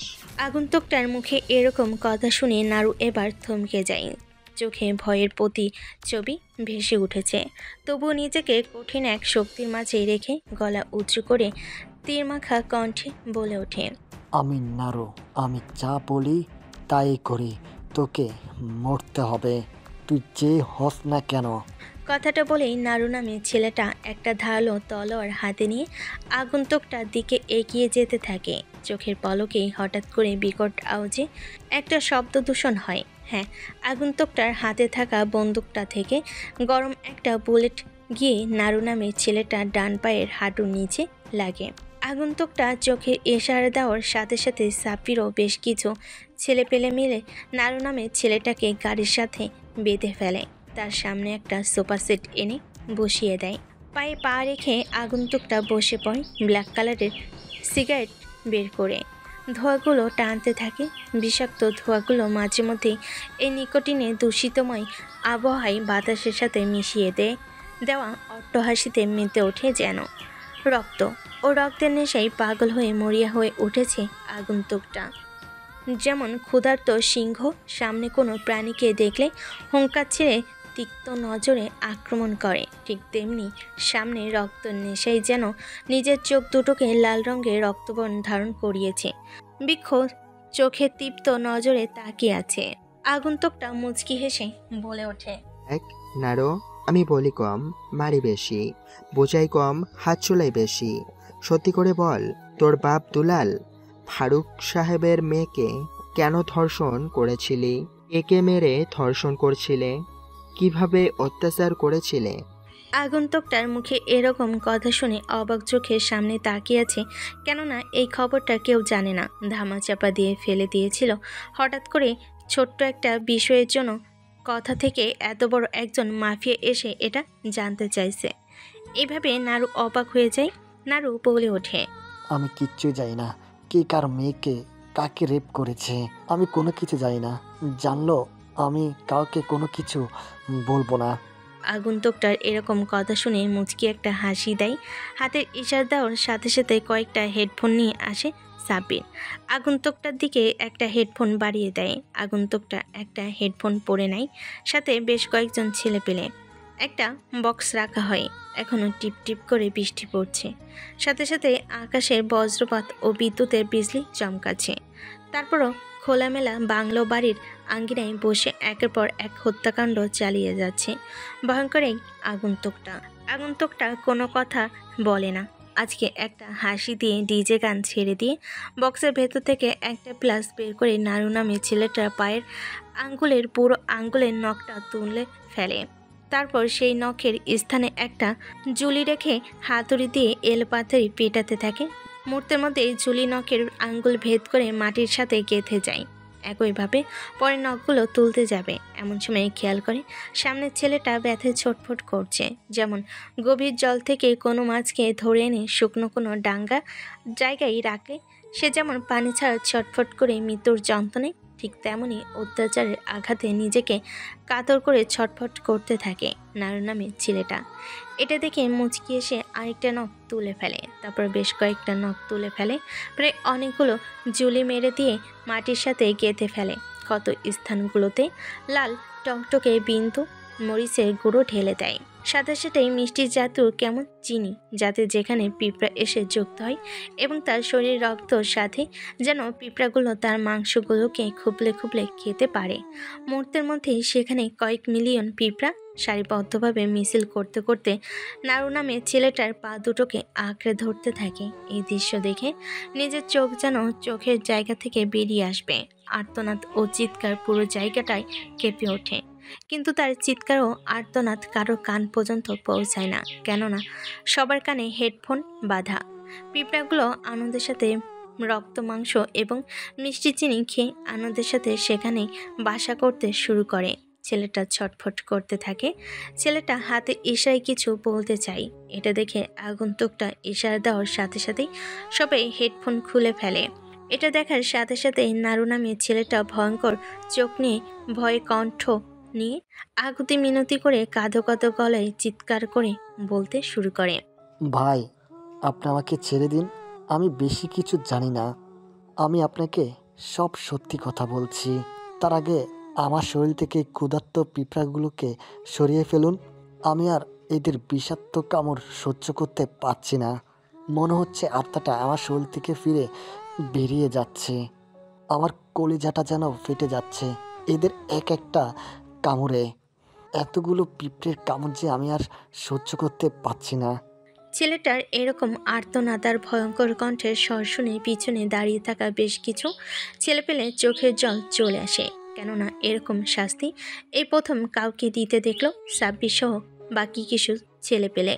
আগন্তুকটা হাতের ইশারা দেওয়ার সাথে সাথে নারু নামের ছেলেটার পা থেকে পিঁপড়াগুলো সরিয়ে ফেলে।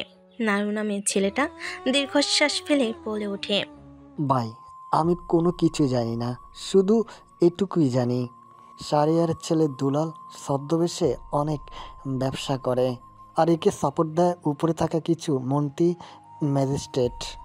একদিক দিয়ে তাকে জেলে ঢুকালে অন্য দিক দিয়ে সে বের হয়ে আসে। সারিয়ার একটা মহিলা হোস্টেল চালায়। আসলে তিনি ছদ্মবেশে সেখানে পতিতালয় চালায়, গোপনে সেখানে বাড়ির থেকে লোক নিয়ে গিয়ে ব্যবসা করেন। দৈনিক সেখানে 3 থেকে 4 লাখ টাকা তার ব্যবসা হয়। তিনি প্রায় কয়েকশো কোটি টাকার মালিক। দেশে প্রায় কয়েকটা প্রতিষ্ঠান রয়েছে, প্রতিটি প্রতিষ্ঠানে মেয়েদের নিয়ে এই ব্যবসা করেন। মেয়েরা এটা করতে বাধ্য হয়, কেননা সেখানে তারা মেয়েকে ভয় দেখায়। তোর কাছে ভাই এটা জিজ্ঞেস করেনি, তোর কাছে জিজ্ঞেস করেছে ফারুক সাহেবের মেয়েকে তোরা কে কে মিলে মেরেছিস? এটা আমি সঠিকটা বলতে পারবো না, কেননা আমি সেখানে ছিলাম না। আমি শুধু এইটুকু বলতে পারবো, ফারুক সাহেবের মেয়েকে অনেকে মিলে মেরেছে। তো ফারুক সাহেব আপনার কি হবে, আর আপনার পরিচয় কি? আমি তো আপনাকে চিনলাম না, আমাকে ছেড়ে দিন প্লিজ। আমি আর অত্যাচার সহ্য করতে পারছি না। হয় আমাকে মেরে ফেলুন, না হয় আমাকে ছেড়ে দিন। তবে এটুকু বলতে পারি, আমাকে মেরে আপনি বেঁচে থাকতে পারবেন না, আপনাকে শেষ করে দিবে। বাকি কথাটুকু বলতে পারে না, তার আগেই সামনে বসে থাকা কালো পোশাকে আবৃত সেই আগন্তুকটা মাইবি এক হাসি দিয়ে বলে ওঠে, আমি মাফিয়া কিং শান্ত চৌধুরী, তোর বাপ দুলাল, তার বাপ শাহরিয়ার। আমার নামটা শুনলে প্যান্টের চেন খুলে প্রস্রাব করার আগেই প্যান্টে পেশাব করে ফেলে, আর তুই বলিস আমাকে মারবি? কথাটা বলে হাসতে থাকে মাফিয়া কিং শান্ত চৌধুরী। নামটা শোনার সাথে সাথে নারু নামের ছেলেটা চমকে ওঠে, চোখগুলো বড় বড় করে তাকিয়ে আছে সামনে। শান্ত নামের ছেলেটা হাতের ইশারা দেওয়ার সাথে সাথে সাব্বির একটা ভিডিও ওপেন করে দেয়। নারু নামের ছেলেটা সেই ভিডিওটা দেখতে থাকে, যেখানে স্পষ্ট দেখা যাচ্ছে সেদিন সে উপস্থিত ছিল যেখানে, এবং সেও ফারুক সাহেবের মেয়েকে রেপ করেছে। এটা দেখে নিজের কলিজাটা যেন ধুকধুক করতে থাকে। শান্ত নামের আগন্তুকটা রক্তমাখা চোখ নিয়ে ভয়ঙ্কর কণ্ঠে বলে ওঠে, এই ভিডিওটা নিশ্চয় দেখেছিস, এবার বল শহরে আর কাকে কোথায় পাবো? তাদের আসল ঠিকানা কি? তার আড্ডাগুলো কোথায়? কোনো কথা বলে না নারু, চুপচাপ ভর্ত দৃষ্টিতে তাকিয়ে আছে। এটা দেখে শান্ত নামের ভয়ঙ্কর সেই মাফিয়া কিং প্লাস দিয়ে হাতের মাঝে চেপে ধরে, তারপর পাশে একটা হাতুড়ি নিয়ে এলো পাথারি মাটিতে রেখে হাতুড়ি দিয়ে পেটাতে থাকে। মুহূর্তের মধ্যে হাতের নাঙ্গল সহ তালুগুলো থেতলে রক্তাক্ত করে দেয়। মৃত্যু দুয়ারে ঢলে পড়ে শরীরটা, নিস্তেজ হয়ে আসতে শুরু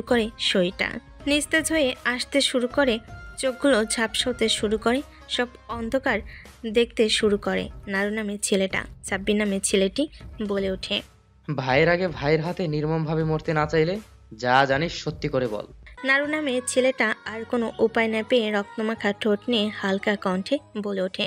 তার কথাগুলো স্পষ্ট শোনা যায় না, তারপর সে বলে ওঠে, কালকে বাসরিতে দুলাল ও তার কিছু ছেলে ফেলে সঞ্জিদা নামের এক মেয়েকে তুলে আনতে যাবে, কেননা দুলাল ভাই সঞ্জিদা নামের সে মেয়েটাকে ভালোবাসে, আর কোটিপতি বিজনেসম্যানের কোনো এক ছেলে সঞ্জিদাকে বিয়ে করবে। এই কথাটা শুনে সকালবেলায় দলবল নিয়ে সঞ্জিদাকে তুলে আনতে যাবে কলেজ থেকে। কথাটা শুনে মুচকি একটা হাসি দেয় শান্ত, তারপর আস্তে করে গলার কাছে একটা ব্লেড এনে টান দেওয়ার সাথে সাথেই গলার শিরা উপশিরা কেটে গিয়ে ফিনকি দিয়ে তাজা গাঢ় লাল রক্ত গড়িয়ে পড়তে থাকে। ছেলেটা জবাই করা পশু পাখিদের মতো হাত পা ছড়িয়ে ছিটিয়ে ছটফট করতে থাকে। প্রাণ পাখি উড়ে যেতে থাকে মুহূর্তের মধ্যে, মৃত্যুর দুয়ারে ঢলে পড়ে। শান্ত বলে ওঠে, ড্যাড, বডিটা দুলালের আড্ডার সামনে ফেলে আসবি, আর কালকে ভার্সিটিতে ফাইনাল খেলার জন্য প্রস্তুত থাক, সব কিছু রেডি কর। ওকে ভাই, কাজ হয়ে যাবে। কথাটা বলেই এই ঝিরিঝিরি বৃষ্টির মাঝে বেরিয়ে পড়ে সেই আগন্তুক। নিজ বাড়ির গন্তব্যের উদ্দেশ্যে ব্ল্যাক কালারের একটা গাড়িতে বসে রওনা দেয় বাড়ির উদ্দেশ্যে। এদিকে সাব্বির সহ কয়েকজন মিলে ডেড বডিটা তুলে ফেলে আসতে যায় দুলালের আড্ডা বাড়ির কাছে। ফ্রেশ হয়ে চুপি চুপি বাড়ির ভেতর প্রবেশ করে শান্ত।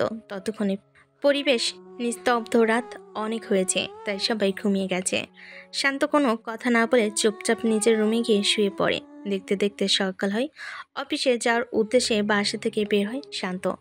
এমন সময় পিছন থেকে বলে ওঠে, শান্ত শোন, আজকে মেয়ের পক্ষের বাড়িতে যাব বিকেলবেলায়, তাই রেডি হয়ে থাকবি।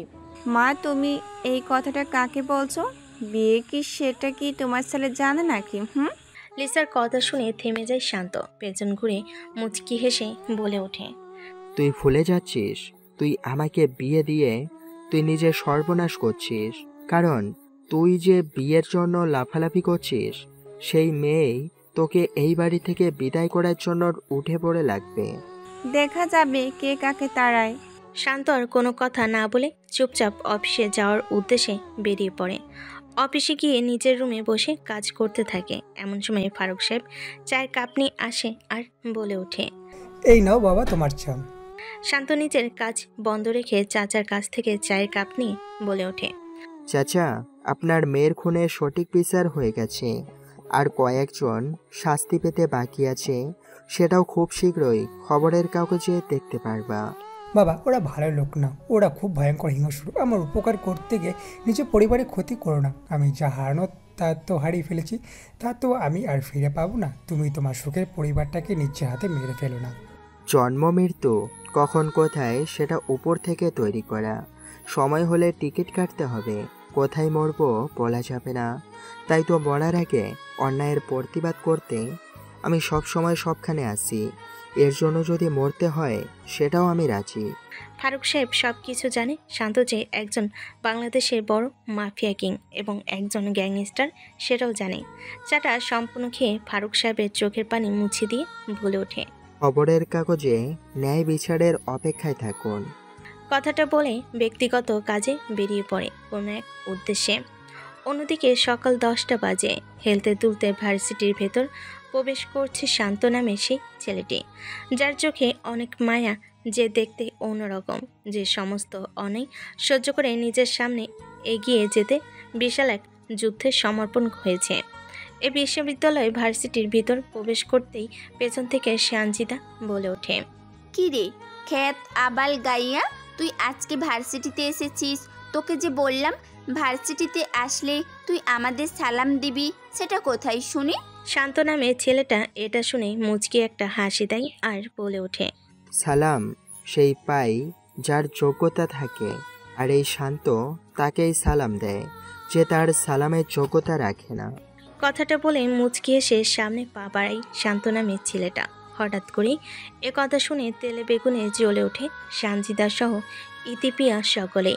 সানজিদা শান্ত নামের ছেলেটাকে পিছন ঘুরিয়ে তারপর বেশ কয়েকটা থাপ্পড় মারে আর বলে ওঠে, ছোট মুখে বড় কথা বলিস, ছোট লোকের বাচ্চা, তোর সাহস হয় কি করে তুই আমার যোগ্যতা নিয়ে কথা বলিস? আজকে তোকে এখানে জীবন্ত পুঁতে ফেলবো, যাতে তোকে দেখে সবার শিক্ষা হয়ে যায়, আর এই সানজিদার সাথে যাতে দ্বিতীয়বার কেউ লাগতে না আসে। সানজিদা কি জিনিস সেটা যেন এবার সবাই বুঝতে পারে, সবাই। কথাটা বলার সাথে সাথেই সানজিদা যখন আবার থাপ্পড় মারতে যাবে শান্ত নামের ছেলেটাকে, ঠিক তখনই কলেজে গেটের দিকে হুড়মুড় করে হাঙ্গামা করতে করতে বেশ কয়েকটা গাড়ি প্রবেশ করে। গাড়িগুলোতে লাঠি সোটা হকি স্টিক দিয়ে পরিপূর্ণ। গাড়িগুলো ভার্সিটির মাঠের সামনে চলে আসে। সবাই ভালো করে খেয়াল করে দেখতে পায় সেখানে দুলাল ও দুলালের ছেলেপেলে এসেছে। দুলালের মাথা বর্তমান ভীষণ গরম আছে, কেননা তার দলের ডান হাত নারুকে কেউ বা কারা নৃশংসভাবে হত্যা করে তার বাড়ির সামনে ফেলে গেছে। এটাই খবরের কাগজে এবং টেলিভিশনে বের হয়েছে। এটা নিয়ে ভীষণ টেনশনে আছে দুলাল। প্রত্যেকটা খবর এবং খবরের চ্যানেলে এই একটাই খবর বর্তমান রমরমা ছড়িয়ে দিয়েছে। দুলাল ঘরের ভেতর থেকে বের হয়ে হাতে সিগারেট, নিকোটিনের ধোঁয়াগুলো টেনে উড়িয়ে দিচ্ছে আর সামনে গুটি গুটি পায়ে এগিয়ে আসে। সবাই যে যার মতো নিজেদের গুটিয়ে নিয়েছে, কেননা দুলালের খপ্পরে পড়লে জান এবং মাল দুটোই চলে যাবে। তাই দুলালের থেকে দূরে থাকাই সবার মঙ্গল। কেননা সে লোক ভালো না। হেলতে দুলতে দুলাল সাহেব চলে আসে সানজিদা আর ইতি ও শান্তর সামনে। এসে দুলাল বলে ওঠে, কি খবর, কেমন আছো সঞ্জিদা? আজকে তোমার সাথে দেখা করতে এলাম। শুনলাম তোমার নাকি বিয়ে ঠিক করেছে তোমার বাড়ি থেকে। তাতে তোর কি? কে আমাকে বিয়ে করলো, আমি কাকে বিয়ে করলাম, তাতে তোর জেনে কি? তুই তোর চরকায় তেল দে। এই সালি, তুই ভুলে যাচ্ছিস? আমি চাইলে তোকে এখানে তুলে নিয়ে যেতে পারি। তোর মতো কাপুরুষের মুখে এই কথা মানায় না। তুই ভুলে যাচ্ছিস আমি কার মেয়ে। নিজের জীবন বাঁচাতে চাইলে কথা কম বলে এখান থেকে কেটে পড়। যাবো, কিন্তু একা না, তোকে সাথে করে নিয়ে যাব। কথাটা বলে সানজিদার হাত ধরে টানতে টানতে নিয়ে যাওয়ার চেষ্টা করে দুলাল। এমন সময় সানজিদা দুলালের হাত থেকে নিজের হাত ছাড়িয়ে পরপর বেশ কয়েকটা থাপ্পড় মারে সানজিদা দুলালের ঘাড়ে। দুলাল এটা দেখে রেগে গিয়ে উঠে পড়ে। তোর এত বড় সাহস, তুই এই দুলালের গায়ে হাত দিয়েছিস? যেখানে দুলালের নাম শুনলে বাঘ, মহিষ, বন্য প্রাণীগুলো ভয়ে পালাতে বাধ্য হয়, সেখানে তুই এই দুলালের গায়ে হাত দিয়েছিস। ক্ষুধার্ত, তুই ক্ষুধার জালে আক্রমণ করেছিস।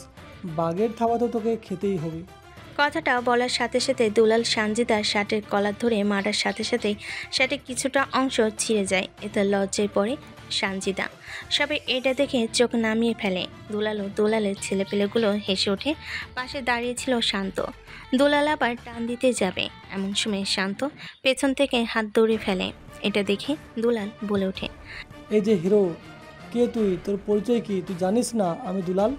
শান্ত এবার হালকা মৃদু হেসে শান্ত কণ্ঠে বলে ওঠে, জানি, শুধু জানি নয়, তোর সম্বন্ধে সব কিছু জানা হয়ে গেছে। তুই যেটা আসবি এটাও আমি জানি। শান্ত নামে ছেলেটার মুখে এরকম কথা শুনে তো অবাক চোখে তাকিয়ে আছে দুলাল।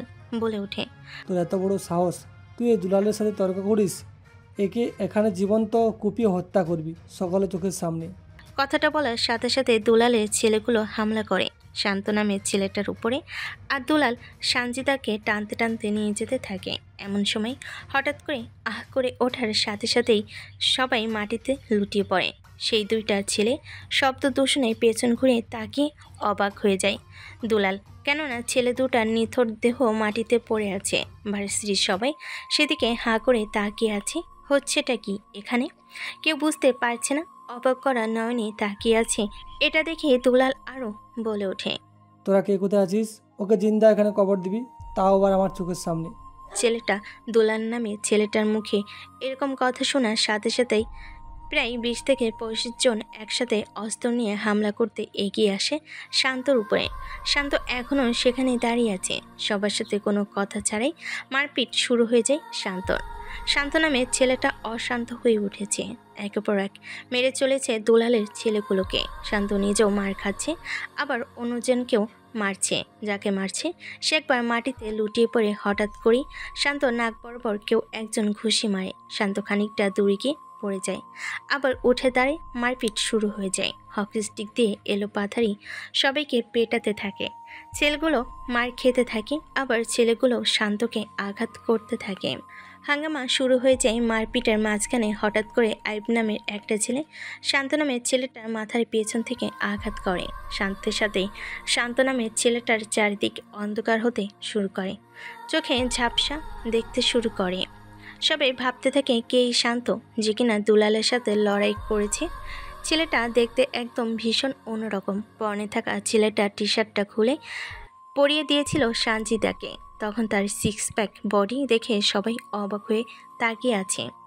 উজ্জ্বল ফর্সা ধপধপে সাদা গায়ের রং দেখে তখন সেই মুহূর্তে সবাই অবাক নয়নে তাকিয়ে ছিল শান্তর দিকে।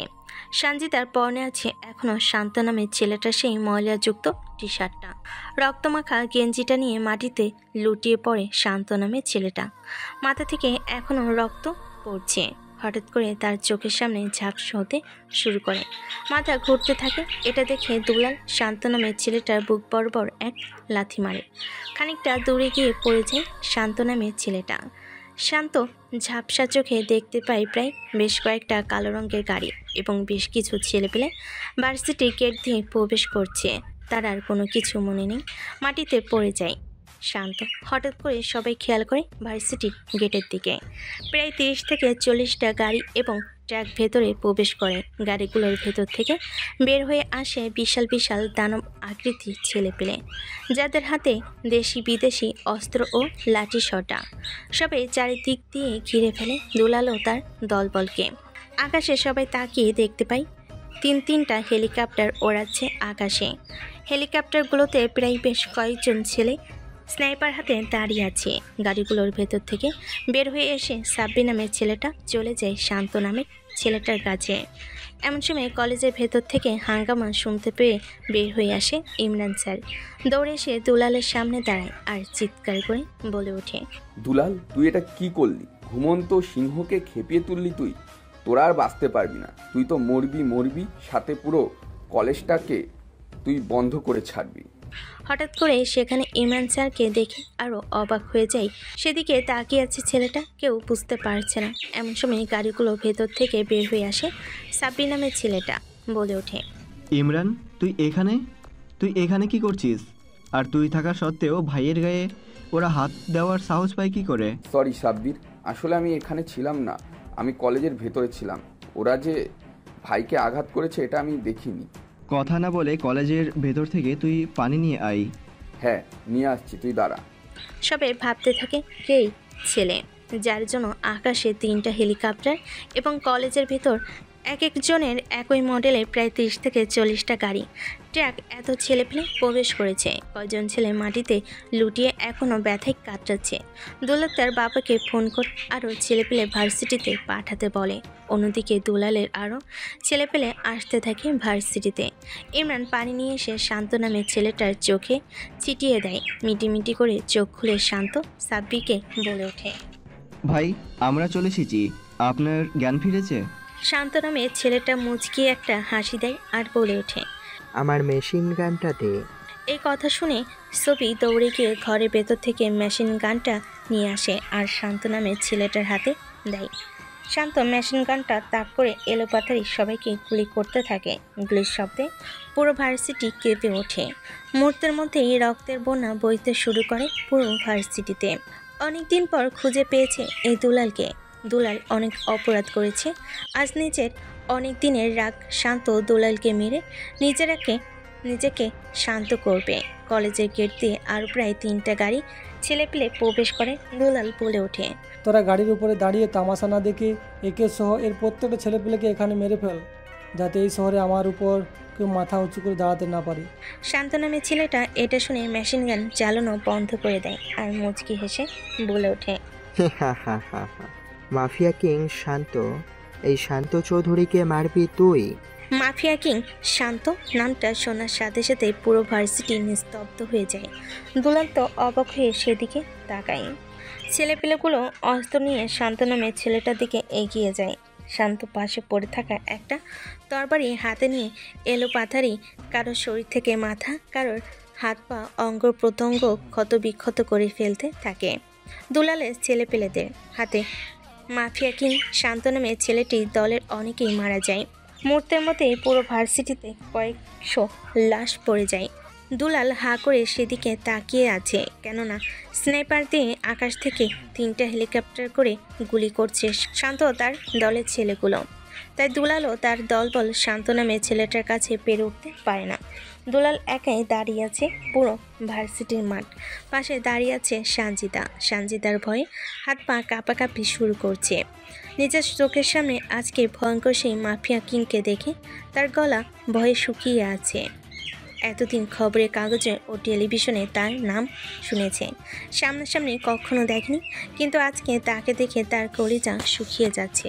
কেননা সে তো এই শান্ত নামের ছেলেটার সাথে অনেক অত্যাচার করেছে। শান্ত নামের ছেলেটা রক্তমাখা শরীর নিয়ে রক্তের স্রোত বয়ে যাওয়া সেই ধারালো তরবারিটা নিয়ে এগিয়ে আসতে থাকে। হঠাৎ করে শান্ত নামের ছেলেটা দুলাল নামের ছেলেটার উদ্দেশ্যে বলে ওঠে, এই শান্ত যেই জঙ্গল বা শহরে যায় সেটাই তার হয়ে যায়। তোকে গত 2 বছর ধরে খুঁজতেছি। তোর জন্য আমি লন্ডন থেকে এদেশে এসেছি শুধুমাত্র তোকে মারবো বলে। আমি কি করে তোকে হাতের কাছে পেয়েও ছেড়ে দেব? এত সহজে তোকে পাতাল থেকে হলেও খুঁজে বের করতাম। তোর অপরাধ এত বেশি বেড়ে গেছে যে অপরাধের লিস্ট আর খাতায় ধরে না। তোর অপরাধের লিস্ট খাতায় পুলিশের ডায়েরিতে রেজিস্ট্রেশন করতে করতে সাগরের মতো কলমের কালি শেষ হয়ে গেছে কয়েকশো ডায়েরি, কিন্তু তোর অপরাধ কমেনি। তোর অপরাধ কমাতে আমি শান্ত এসেছি। কথাটা বলার সাথে সাথে সানজিদা মেয়েটার চোখের সামনে দুলাল নামে ছেলেটার দোকান কেটে ফেলে রক্তকণাগুলো ছিটকে পড়ে সানজিদার মুখের উপরে। রক্ত দেখে চমকে ওঠে সানজিদা, ভয়ে সবাই পিছিয়ে যায় আর চিৎকার দিয়ে ওঠে দুলাল নামের ছেলেটা। এরপর তার হাত ও পা দুটো কেটে ফেলে, চোখের জায়গা থেকে হাত দিয়ে তার চোখ দুটো উপড়ে ফেলে। তাদেরকে ইশারা দেওয়ার সাথে সাথে মুখের ভিতর একটা কাপড়ও নাকের ভিতর তোলা ঢুকিয়ে দেয়। হাত পা না থাকেই মাটিতে রক্তাক্ত শরীর নিয়ে ছটফট করতে থাকে দুলাল নামের ছেলেটা। একদিকে মৃত্যুর যন্ত্রণা, অপরদিকে শ্বাসকষ্ট যেন তাকে তীব্র আকারে কষ্ট দিচ্ছে।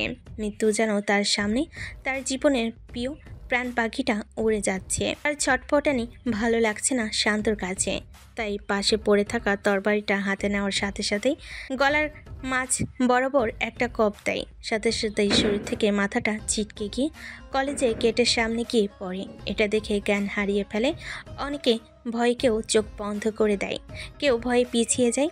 এক মুহূর্তে খবরটা ছড়িয়ে পড়ে পুরো শহরে। প্রায় 300 ইউনিট পুলিশ বাহিনী এবং 100 সেনাবাহিনী মুহূর্তেই পুরো ভার্সিটি ঘেরাও করে ফেলে। এরই মধ্যে শান্ত নামের ছেলেটা দলের বেশ কিছু ছেলে পেলেও সেখান থেকে সরে যায়। সেনাবাহিনী ও পুলিশ গ্রেপ্তার করে শান্ত তার দলবলকে। মুহূর্তের মধ্যে সেখানে সাংবাদিক এসে বিভিন্ন চ্যানেলে প্রচার করতে থাকে। ছদ্মবেশী শহরের মাঝখানে এতদিন লুকিয়ে ছিল মাফিয়া কিং শান্ত চৌধুরী, যাকে আমরা বিজনেসম্যান NMK গ্রুপ অফ ইন্ডাস্ট্রিজের মালিক এবং উত্তরাধিকারী হিসেবে চিনতাম। সেই ছেলেটা ছদ্মবেশে একজন লন্ডন ফেরত বাংলাদেশি মাফিয়া কিং। ছদ্মবেশে এতদিন ছিল এই শহরে। দুলাল ও তার দলকে ধ্বংস করার কারণে নির্মমভাবে হত্যা করা হয়েছে পুরো ভার্সিটিতে। দুলাল ও তার পুরো দলকে মেরে মাটির সাথে পুঁতে ফেলেছে এই মাফিয়া। এখানে এসেছে সেনাবাহিনী, পুলিশ, গ্রেপ্তার করা হয়েছে মাফিয়া কিং শান্তকে। আদৌ কি জেল থেকে মুক্তি পাবে এই মাফিয়া কিং শান্ত? কেনই বা সে নিজের পরিচয় এতদিন লুকিয়ে রেখে আজকে হঠাৎ করে হাজারো মানুষের সামনে প্রকাশ করে দিল? জানতে আমাদের সাথেই থাকুন। গ্রেপ্তার করে তাকে থানায় নিয়ে যাওয়া হয়। প্রায় 40টা গাড়ি রাস্তার উপর দিয়ে যাচ্ছে। সামনে বেশ কয়েকটা সেনাবাহিনীর গাড়ি, পেছনে কয়েকটা সেনাবাহিনীর গাড়ি। হাতে পায়ে লোহার শিকল দিয়ে আটকে রেখেছে শান্তকে। পুরো ভার্সিটি রক্তাক্ত। পুলিশগুলো এবং ফায়ার সার্ভিসের বেশ কয়েকটা ফোর্স এসেছে। লাশগুলোকে পাঠানো হচ্ছে অ্যাম্বুলেন্সে করে, মর্গে পাঠানো হচ্ছে। ফায়ার সার্ভিসের একটি ইউনিট পুরো মাঠ পরিষ্কার করতে থাকে পানি দিয়ে। থানার ভেতরে লকআপে আটকে রেখে চেয়ারের সাথে বেঁধে রেখেছে শান্তকে। চারিদিক প্রায় কয়েকশো বাহিনী অফিসারকে বন্দুক হাতে দাঁড় করিয়ে রেখেছে, যাতে কোনোভাবে পালাতে না পারে। সে কারণে পুরো থানা সেনাবাহিনী দিয়ে ঘিরে রাখা হয়েছে। এই খবরটা মুহূর্তের মধ্যেই চারিদিকে ছড়িয়ে পড়ে। শান্ত একজন মাফিয়া কিং, এটা তার পরিবার জেনে যায়। তারা বিশ্বাস করতে পারছে না তাদের ছেলে একজন ভয়ঙ্কর মাফিয়া কিং, যার ভয়ে সবাই আন্ডারগ্রাউন্ডে চলে যেতে বাধ্য হয়। সে শান্ত হচ্ছে একজন মাফিয়া কিং। শান্ত নামে ছেলেটা এখনও থানার ভিতর বসে আছে, এখনও নিজের রাগ কমাতে পারে না। শান্তর বাবা মা ও বোন রওনা দিয়েছে প্রায় বড় বড় উকিল নিয়ে থানার উদ্দেশ্যে, নিজেদের ছেলেকে বাড়ি ফেরানোর কারণ তারা জানে তাদের ছেলে যতই মাফিয়া কিং হোক না কেন কোনোদিন খারাপ কাজ করতে পারে না। তাই উকিল নিয়ে থানার উদ্দেশ্যে রওনা দিয়েছে। শান্তকে থানার ভিতর আটকে রাখার ঠিক 10 মিনিট পর প্রায় 10 থেকে 12টা গাড়ি থানার ভেতর এসে ব্রেক মারে। সবাই স্যালুট করতে থাকে একের পর এক আইনমন্ত্রীকে। আইনমন্ত্রী মামুন ভেতরে প্রবেশ করার সাথে সাথেই পুলিশ অফিসার বলে ওঠে, স্যার আপনি এখানে কেন? আমাকে বললেই তো হয়ে যেত। চুপ কর শালা, তুই যা কাজ করছিস তাতে তুইও মরবি, সাথে আমাকেও মারবি। তোকে কে বলেছে ভাইকে গ্রেপ্তার করে আনতে? ভাইকে এই মুহূর্তে ছেড়ে দে, নয়তো তুইও মরবি, তোর পরিবারকেও মারবি। তোর সাথে সাথে আমাকেও ফ্রিতে যেতে হবে ওপারে। ও একজন অপরাধী, ওকে ধরে এনেছি, এতে আমার কি দোষ? আরে বেটা চুপ কর, তার দাপট সম্বন্ধে তুই জানিস না। আমেরিকার মতো শহর এবং চীনের মতো শহর তাকে সাপোর্ট করে। আমাদের উপরে প্রেশার ক্রিয়েট হচ্ছে দেশগুলো থেকে। বড় বড় রাজনীতিবিদগুলো ফোন দিচ্ছে, এই মুহূর্তে তাকে ছেড়ে না দিলে তাদের সাথে আমাদের চুক্তি হওয়া সমস্ত বিজনেস বন্ধ করে দেবে। তাড়াতাড়ি ভাইকে জেলের ভেতর থেকে বের করে নিয়ে আয়। কথাটা শোনার সাথে সাথেই ভয়ে পুলিশ অফিসার শান্তকে জেলের ভেতর থেকে বের করে আনে। শান্ত কোনো কথা ছাড়ে চেয়ারে পায়ের পর পা রেখে বসে পড়ে। সবাই সেদিকে হাঁ করে তাকিয়ে আছে। বাইরে প্রায় বেশ কিছু সাংবাদিক এটা ভিডিও করছে। সাব্বির নামের ছেলেটা একটা সিগারেট বাড়িয়ে দেয়। শান্ত নামের ছেলেটা সিগারেটটা নিয়ে নিকোটিনের ধোঁয়াগুলো টেনে উড়িয়ে দেয় আর বলে ওঠে, এই মন্ত্রী, তুই যদি আর 2 মিনিট আমাকে থানার ভেতরে অপেক্ষা করাতি, তাহলে তোর হাঁটা চলার করার 2 পা আর দেখার জন্য 2 চোখ থাকতো না। সরি ভাই, আসলে আমি জানতাম না। এই ঘটনাটা জানার সাথে সাথেই থানায় এসেছি। আমার জন্য একটা হেলিকপ্টারের ব্যবস্থা কর, যত তাড়াতাড়ি সম্ভব হোক। ভাই, আপনি বাইরে আসুন, আপনার জন্য বাইরে হেলিকপ্টার অপেক্ষা করছে। পুলিশ সেনাবাহিনী সবাই হাঁ করে তাকিয়ে আছে শান্ত নামের ছেলেটার দিকে। শান্ত নামের ছেলেটা সিগারেটের বাকি অংশটুকু ফেলে দিয়ে পা দিয়ে পিছে থানার বাইরে বের হয়ে আসে। হেলিকপ্টারে করে রওনা দেয় ভার্সিটির উদ্দেশ্যে। অন্যদিকে থানার বাইরে দাঁড়িয়ে থাকা গাড়িগুলোতে সাব্বির ও তার দলবল ভার্সিটির উদ্দেশ্যে রওনা দেয়। ভার্সিটির ভেতর প্রবেশ করে আবারও বেশ কয়েকটি গাড়ি। এখনও পরিবেশ থমথমে, নিস্তব্ধ। সঞ্জিতা এখনও ভার্সিটিতেই আছে। এখনও ভার্সিটি থেকে কেউ বাড়ি যেতে পারেনি। ভয়ে সবার হাত পা কাঁপাকাঁপি শুরু করেছে। হঠাৎ করে ভার্সিটির মাঠে আবারও একটা হেলিকপ্টার ল্যান্ড করে। সবাই সেদিকে তাকিয়ে আছে। বেশ কয়েকটা গাড়ি প্রবেশ করে। গাড়িগুলোর ভেতর থেকে অনেকগুলো বন্দুক হাতে ছেলেপেলে বের হয়ে আসে। হেলিকপ্টার মাটিতে ল্যান্ড করার সাথে সাথে সবাই সেদিকে সিকিউরিটি দেওয়ার জন্য এগিয়ে যায়। হেলিকপ্টারের জানালা খুলে দেওয়ার সাথে সাথে ভেতর থেকে হিরোদের স্টাইলে বের হয়ে আসে শান্ত নামের ছেলেটা। শান্তকে দেখে আবার সবাই চমকে যায়, অবাক হয়ে তাকিয়ে আছে। যাকে কিনা সেনাবাহিনী ধরে নিয়ে গেল, সে কিনা তাদের চোখের সামনে। এটাকেও বিশ্বাস করতে পারছে না। এটা ভেবে সবাই অবাক হচ্ছে যে একে ছেড়ে দিল কি করে। শান্ত গুটি গুটি পায়ে এগিয়ে আসতে থাকে। তার পিছনে বন্দুক হাতে সারিবদ্ধভাবে দাঁড়িয়ে আছে তার দলের ছেলেগুলো। তারাও এগিয়ে আসতে থাকে। শান্ত কোনো কথা ছাড়ে সঞ্জিতাকে টানতে টানতে সেখান থেকে হেলিকপ্টারে কোলে করে বসিয়ে দেয়। সঞ্জিতা ভয়ে কিছু বলতে পারে না। তার পুরো শরীর কাঁপতে থাকে। ভয়ে ভয়ে সঞ্জিতা বলে ওঠে, আমাকে ছেড়ে দিন বলছি, আপনি আমাকে কোথায় নিয়ে যাচ্ছেন? সঞ্জিতা চিৎকার করতে থাকে। তার কথা কোনোভাবেই শোনে না শান্ত। কাজী অফিসের বাইরে হেলিকপ্টার ল্যান্ড করে। অন্যদিকে শান্ত হেলিকপ্টার থেকে নেমে কাজী অফিসের ভেতরে প্রবেশ করে। এদিকে থানার ভেতর প্রবেশ করে মাইশা বেগম ও তার পুরো পরিবার শান্তকে জেল থেকে বের করার জন্য। জেলের ভেতর ঢুকে দেখতে পায় শান্ত তো দূরের কথা, সেখানে পুলিশগুলো নাজেহাল অবস্থা। পুলিশ অফিসার মাইশা বেগম ও রমজান সাহেবকে দেখে বলে ওঠে, স্যার, আপনারা হঠাৎ এখানে কি মনে করে? শান্ত কোথায়? আপনারা তাকে কোথায় রেখেছেন? ম্যাম, আসলে স্যার তো এখান থেকে অনেক আগেই চলে গেছে। ওনাকে জেল থেকে ছাড়ানোর জন্য স্বয়ং আইনমন্ত্রী মামুন স্যার এখানে এসেছিলেন। হয়তো উনি এতক্ষণে বাসায় চলে গেছে। এই কথা শুনে সবাই অবাক হয়ে যায়। ছেলের এত পাওয়ার, এটা শুনে তো অবাকের চরম পর্যায়ে। সেখানে দেরি না করে সবাই মিলে বাড়ির উদ্দেশ্যে রওনা দেয়। এদিকে কাজী অফিসে বসে মাথায় বন্দুক রেখে কপাল বরাবর রেখেছে শান্ত। শান্ত বলে ওঠে, এই কাগজে তুই সই করবি নাকি তোর থেকে মগজটা আলাদা করে ফেলবো? প্লিজ আমাকে ছেড়ে দাও, আমার ভুল হয়ে গেছে। আমি তোমাকে অনেক অত্যাচার করেছি, আমাকে মেরো না। আমি তোমাকে বিয়ে করতে পারবো না। আমার একজনের সাথে বিয়ে ঠিক হয়ে গেছে। আমি কোনো কিছু শুনতে চাই না। এখানে একটা বুলেট আছে আর তুই একজন ট্রিগার চাপো আর তুই শেষ। এখন তোর কাছে। সঞ্জিতা কোনো উপায় পায় না, কান্না করতে থাকে। কেউ তাকে বাঁচাতে আসে না। ভয়ে কাগজে সই করে দেয়। এরপর তাকে নিয়ে আবার হেলিকপ্টারে করে বাড়ির উদ্দেশ্যে রওনা দেয়। শান্ত কিছুক্ষণের মধ্যে বাড়ির সাথে হেলিকপ্টার ল্যান্ড করে। হেলিকপ্টার থেকে নামিয়ে আনে সঞ্জিতাকে। এরপর বাড়ির ভিতরে প্রবেশ করে। বাড়ির ভিতর প্রবেশ করতে সবাই চমকে যায় শান্তকে দেখে, কেননা রক্ত চোখ গরম করে তাকিয়ে আছে। আজকে শান্তর সাথে কথা বলতে সবাই ভয় করছে। মাইশা বেগম ছেলেকে এই প্রথম এরকম রূপে দেখছে। ভয়ে কিছু বলতেও পারে না, চুপচাপ দেখছে।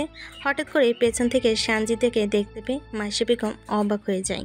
অবাক হয়ে বলে ওঠে, কিরে মা, সঞ্জিদা, তুই এখানে? তাও আবার শান্তর পিছনে কি হয়েছে তোর? সঞ্জিতা মায়েশা বেগমকে দেখে অবাক হয়ে যায়। সঞ্জিতা মনে মনে ভাবতে থাকে, তবে কি এই ছেলের সাথে আমার বিয়ে ঠিক করেছিল? শান্ত, এটা কি হচ্ছে? আমি তো তোর সাথে সঞ্জিদার বিয়ে ঠিক করেছিলাম। তোমরা কার সাথে বিয়ে ঠিক করেছো আমি জানি না, কিন্তু আমি এই মেয়েকে বিয়ে করেছি। এখন আমি রুমে আছি। কথাটা বলে কাউকে কোনো কিছু বলার সুযোগ না দিয়ে সঞ্জিতাকে টানতে টানতে নিজের রুমে নিয়ে যেতে থাকে। নিজের রুমে গিয়ে খাটের উপর ছুঁড়ে মারে সঞ্জিতাকে, তারপর দরজা বন্ধ করে দেয়। সঞ্জিতা ভয়ে চোখ বন্ধ করে ফেলেছে। নিজের পরনে থাকা সাদা রঙের শার্টটা খুলে ফেলে দেয়। এরপর শান্ত বলে ওঠে, তোর খুব দেমাগ তাই না? আজকে তোর সমস্ত দেমাগ ভেঙে ফেলবো। কথাটা বলে খাটের উপর উঠে যায়। শান্তর ভয়ে পিছাতে থাকে সঞ্জিতা। সঞ্জিতার পরনে থাকা সেই ময়লার টি শার্টটা ছিঁড়ে ফেলে দেয়। স্পষ্ট দেখা যায় বুকের উপর ছোট কাপড় ছাড়া কিছুই নেই। সঞ্জিতার উপর জোর করতে থাকে, ভয়ে চেঁচাতে পায় না। হাতের তালুর মাঝে লাঙ্গলের ফাঁকে নিজের হাতের লাঙ্গল ঢুকিয়ে দেয় শান্ত। এরপর খাটের সাথে চেপে ধরে ঘোরের মধ্যে আলতো করে চুমু খেতে থাকে শান্ত। ধীরে ধীরে পাগলের মতো ঠোঁটে মুখে কপালে চুমু খেতে থাকে। নিজের ঠোঁটের ছোঁয়া দিয়ে সঞ্জিতাকে পাগল করে তুলতে থাকে। ধীরে ধীরে নিচে নামতে থাকে পাগলের মতো। নিজের রাগার ক্ষোভ মেটাতে থাকে সঞ্জিতার উপরে। সঞ্জিতা ব্যথায় কুকড়ে ওঠে, ভয়ে কথা বলতে পারে না। মুখ বুজে সমস্ত রোমান্টিক অত্যাচার সহ্য করতে থাকে। নিজের ক্ষোভ আর রাগ মেটাতে থাকে। সঞ্জিতা ব্যথায় কুকড়ে ওঠে। এক পর্যায়ে শান্ত নিজের সমস্ত পুরুষত্বের শক্তি শেষ করে দিয়ে নিজের শরীরটা মিলিয়ে দেয় সঞ্জিতার উপরে আর ঘুমিয়ে যায় সেখানেই। সঞ্জিতা ব্যথায় নড়াচড় করতে পারে না। নিজের উপর থেকে শান্তকে সরিয়ে দিয়ে পাশে ঘুমিয়ে পড়ে। রাত এভাবেই কেটে যায়। কেউ রাতে আসেনি ভয়ে। সকালবেলা মিটমিট করে চোখ খুলছে শান্ত। হঠাৎ করে পাশে তাকিয়ে দেখতে পায় এখনও বেধরমভাবে ঘুমাচ্ছে সঞ্জিতা। ঘুম ভেঙে যায় সঞ্জিতা উঠতে পারে না। কষ্ট করে উঠে হেলান দিয়ে খাটের উপর। এমন সময় বাড়ি থেকে লিসা বলে ওঠে, ভাইয়া তোকে মা ডাকছে। বাইরে কারোর কণ্ঠস্বর শুনে উঠে ভালো করে কাপড়গুলো জড়িয়ে নেয় সঞ্জিতা। কালকে সেই ঘটনার পর সাব্বির ফোন করে সব খবরের চ্যানেলে বলে দিয়েছে যেন এ বিষয়ে কোনো খবর প্রচার করা না হয়। তাই ভয়ে আর কেউ শান্তর বিষয়ে কোনো চ্যানেলে খবর প্রকাশ করেনি।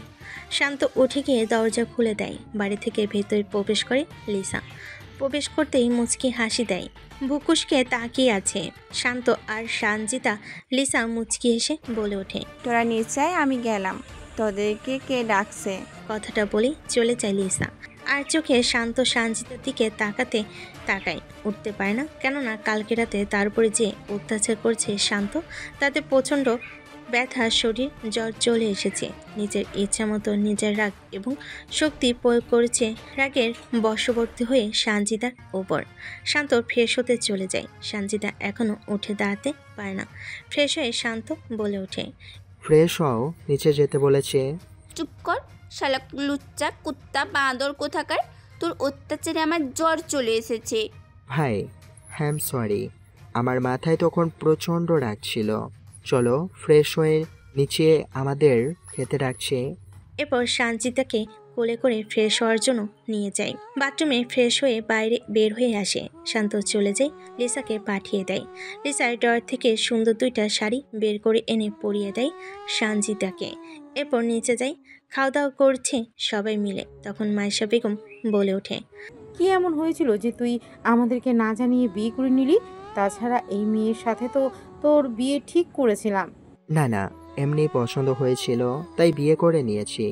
বিকেলে তোর শ্বশুরবাড়ি থেকে লোক আসবে তোদেরকে নিয়ে যেতে। আজকে আমরা তোর বাবার বন্ধুর মেয়ের বিয়েতে যাব। তোরা দাওয়াত খেতে আসিস। আজকে শ্বশুরবাড়ি থেকে তোর লোক আসবে। সঞ্জিদার সাথে তুই তাদের বাড়িতে যাবি। আমি ফোন করে জানিয়ে দিয়েছি ওনাদেরকে। ঠিক আছে তো সঞ্জিদা?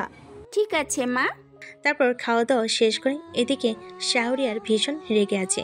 শাহরিয়ারের ছেলে দুলালকে শান্ত মেরেছে, এটা মেনে নিতে পারছে না শাহরিয়ার বলে ওঠে, ওই কুত্তার বাচ্চা তার পরিবারকে মাটির সাথে মিশিয়ে দেয়। খোঁজ খবর নেই কে কোথায় আছে। একটা দলে লোকগুলো বেরিয়ে যায় খোঁজ খবর নেওয়ার জন্য। দেখতে দেখতে সন্ধ্যা হয়ে যায়। সন্ধ্যায় শান্ত ও সঞ্জিতা তাদের মেহমানদের সাথে সঞ্জিতাদের বাসায় চলে আসে। রাতটা এভাবেই কেটে যায়। পরের দিন সকালবেলায় শান্তর বাবা মা দাওয়াত খেতে এক জায়গায় যায়। শান্ত অফিসে নিজের কাজ নিয়ে ব্যস্ত আছে। হঠাৎ করেই পকেট থাকা ফোনটা বেজে ওঠে। রিসিভ করতে ওপাশ থেকে বলে ওঠে, এই শান্ত, তুই কোথায় আছিস? তোর বাবা মা ও বোনকে বাঁচাতে চাইলে আমার ঠিকানায় চলে আয়। তুই আমার ছেলেকে মেরেছিস, এখন তোর পুরো পরিবারকে আমি শেষ করে দেবো। আমি শাহরিয়ার, বাঁচাতে চাইলে চলে আয় আমার ঠিকানায়।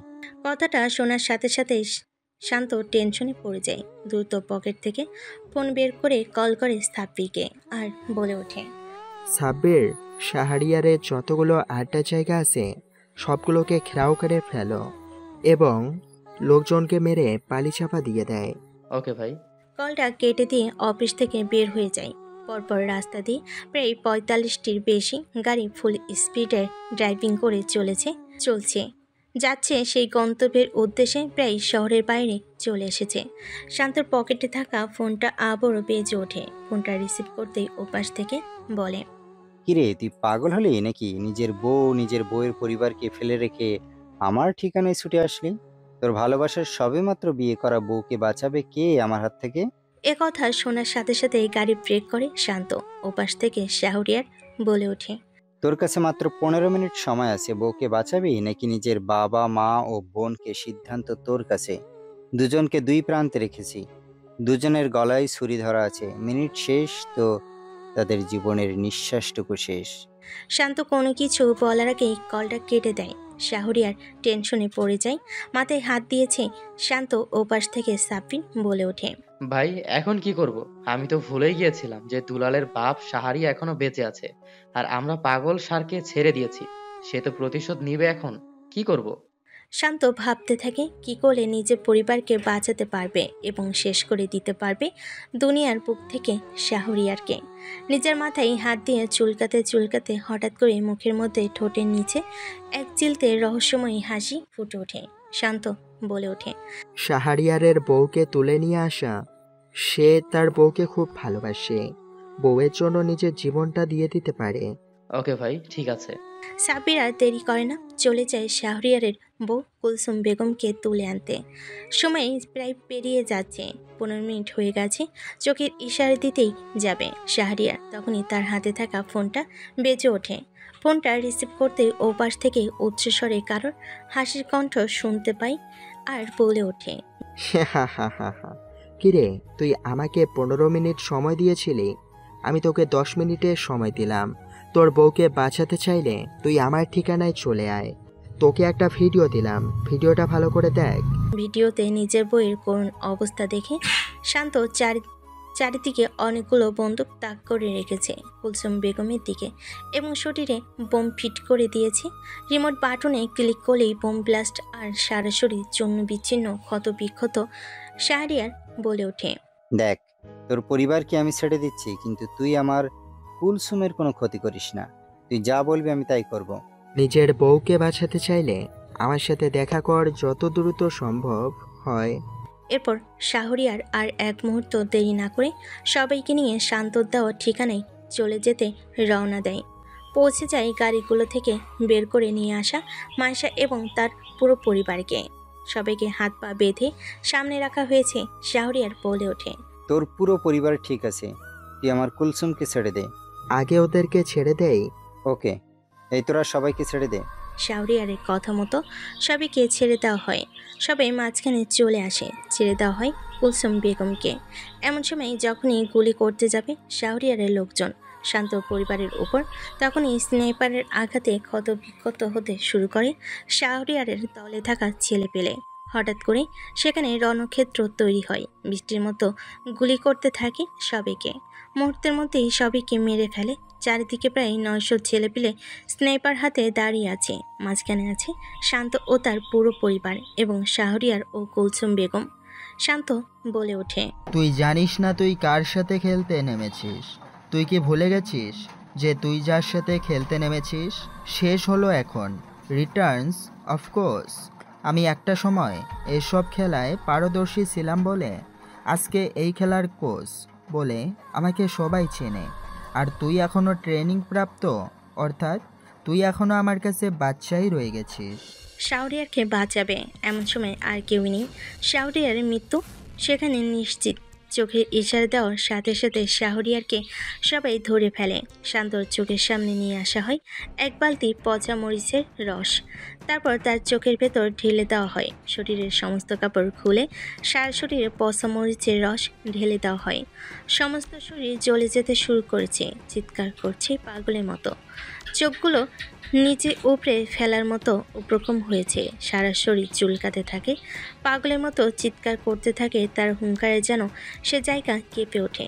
শাহরিয়ার আর এই যন্ত্রণা সহ্য করতে পারছে না। শান্ত বলে ওঠে, দেখ, তোরা অনেক অন্যায় করেছিস, তোদের পাপের খোঁড়া পূর্ণ হয়েছে, তাই তোদের আজকে মৃত্যুর সময়ও চলে এসেছে।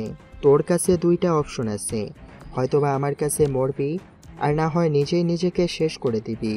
ভেবে দেখ, আমার কাছে মরা মানে ভয়াবহ মৃত্যু। এর থেকে তুই নিজের বউকে নিজের মেরে ফেল, সাথে তুই মর। কানের মধ্যে আরও পচা মরিচের রস ঢেলে দেয়। ব্যথা যেন আরও তীব্র আকারে বেড়ে যায়। সরাসরি এবং মাথার ভেতর যেন ঝুলতে শুরু করে, মাটিতে পড়ে গড়াগড়ি খেতে শুরু করে। এই যন্ত্রণা সহ্য করতে পারে না। মাটিতে পড়ে থাকা বন্দুকটা তুলে পরপর কয়েকটা গুলি চালায় কুলসুম বেগমের উপর। কুলসুম বেগমের নিথর দেহটা মাটিতে আসে খেয়ে পড়ে। নিজের গলার উপরে ছুরি চালিয়ে গলাকাটা মুরগির মতো ছটফট করতে করতে প্রাণ হারায়। প্রাণ পাখিটা উড়াল দেয় দূর আকাশে। শান্তর দিকে তার পুরো পরিবার এগিয়ে এসে মাইশা বেগম বলে ওঠে, দেখ বাবা, অনেক হয়েছে এই খারাপ কাজ। এখন এই সব কিছু ছেড়ে দিয়ে ভালো হয়ে নিজের জীবনটাকে সুন্দর কর। ঘরে বউ এসেছে, বউকে নিয়ে সুখের সংসার কর। পুরো পরিবারকে নিয়ে বাড়ির উদ্দেশ্যে রওনা দেয় সানজিদা। এখনও ভয় পাচ্ছে শান্তকে। রাতে সবাই খেতে বসেছে। খাওয়া দাওয়া শেষ করে নিজেদের মতো করে যে যার রুমে চলে যায়। সানজিদা বলে ওঠে, আমার কাছে আসতে হলে আপনাকে সব কিছু ছেড়ে দিতে হবে, কারণ আপনার জন্য আজকে আমার পুরো পরিবার মরতে বসেছিল। আমিও সিদ্ধান্ত নিয়েছি, সব কিছু দায়িত্ব এখন সাব্বিরকে বুঝিয়ে দিয়ে আমি এখন নিজের ব্যবসা সামলাবো। বয়স তো অনেক হয়ে গেল, এখন অবসরপ্রাপ্ত। স্বপ্ন এখন তোমাকে নিয়ে সুখের সংসার। ঢং দেখলে আর বাঁচছি না, মাফিয়া কোথাকার। তাই না? কথাটা বলে সানজিদাকে কোলে নিয়ে শান্ত খাটের উপর ফেলে দেয়। এরপর চোর পুলিশ খেলায় মেতে ওঠে দুজনে।